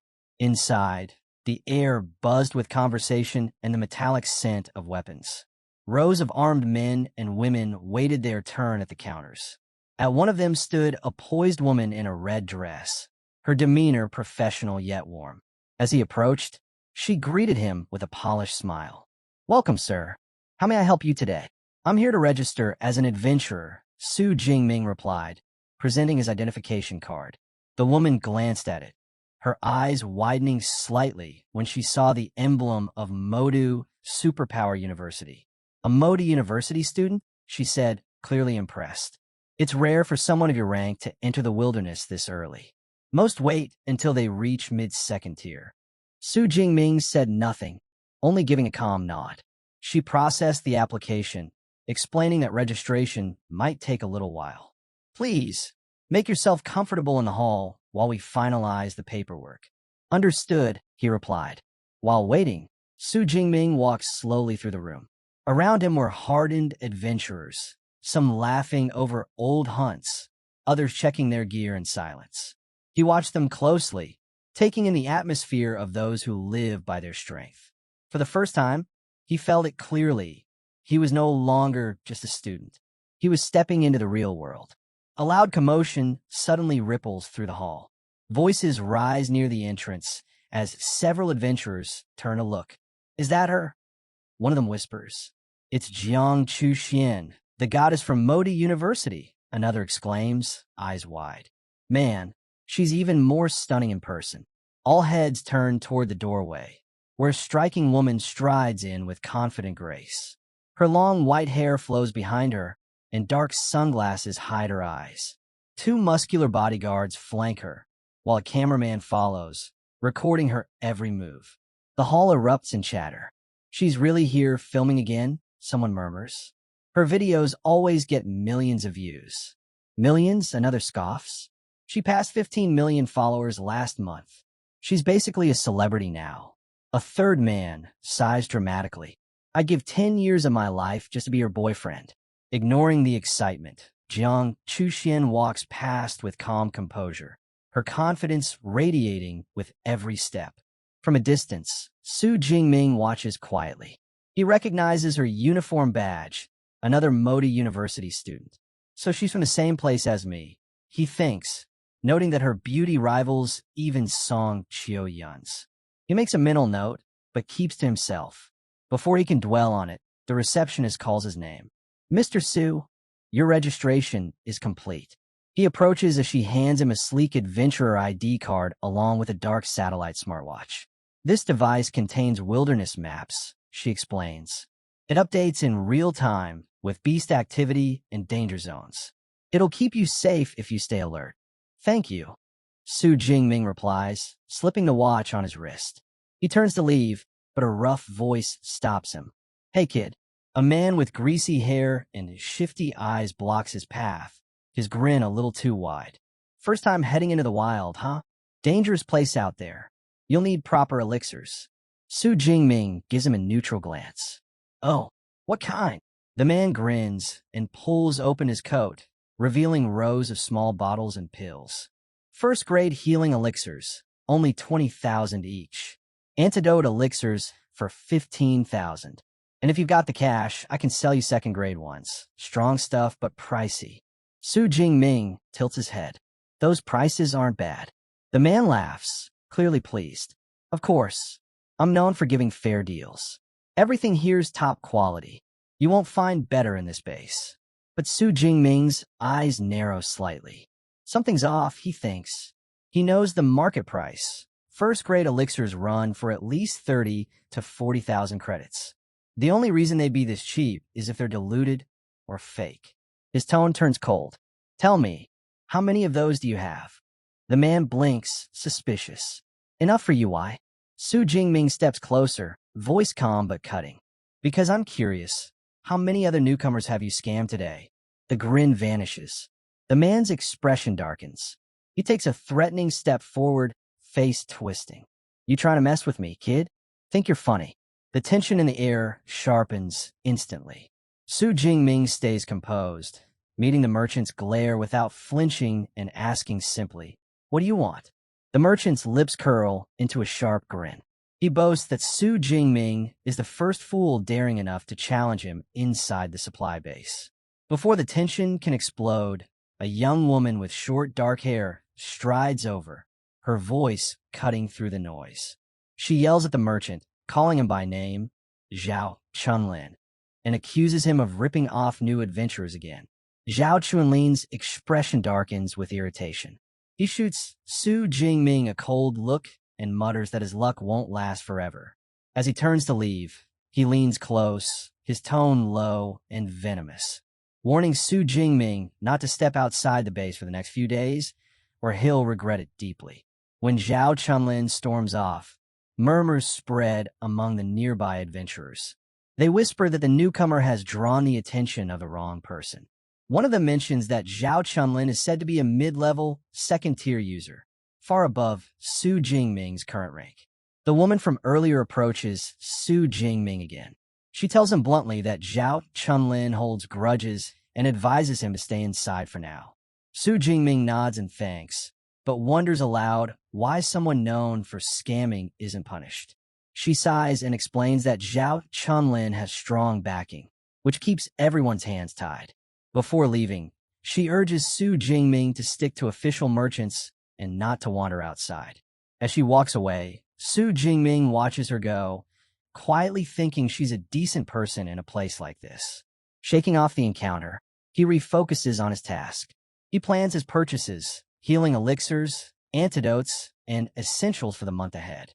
After collecting everything from the official counter and packing them neatly into his backpack, he steps out of the adventurer's hall, ready to head into the wild. But just as he exits, a familiar figure blocks his way. Zhao Chunlin stands there with a few cronies behind him, his face twisted with fury. "So," Zhao Chunlin sneers, "you really think you can just ignore me? Did my warning mean nothing to you?" Su Jingming's eyes remain calm. "What exactly are you after?" he asks evenly. Zhao Chunlin's composure snaps. His face contorts into a sneer as he growls, "You dare disrespect me? Fine. I'll break both your legs and make sure you spend the rest of your life crawling." His tone drips with cruelty, claiming it's the only thing that will calm his rage. From a short distance away, the woman who had warned Su Jingming earlier catches sight of the commotion. She clenches her fists in frustration. "I told him not to go out," she mutters, then moves as if to step forward. But her companion grabs her arm, shaking his head. "Don't. Let him learn what it means to cross someone like Zhao Chunlin," he says quietly.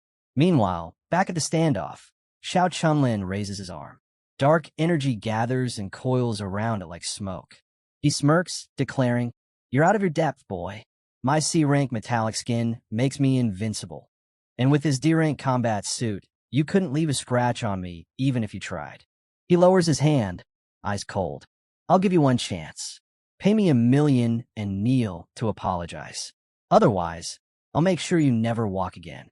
Before the words even finish echoing, a faint crackle fills the air. Purple lightning flickers across Su Jingming's body, his gaze steady and sharp. "Shameless," he says flatly. The sudden pressure in the air makes Zhao Chunlin's smirk falter. His eyes widen in disbelief as Su Jingming vanishes in a burst of violet light. In the next instant, a thunderous sound splits the air. Su Jingming reappears behind him, and with one devastating strike, sends Zhao Chunlin crashing to the ground. A stunned silence follows. Only one thought hangs in the air. "Oh, that's where we'll leave it for now." If you want to catch the next part, make sure to like the video and subscribe so you don't miss it.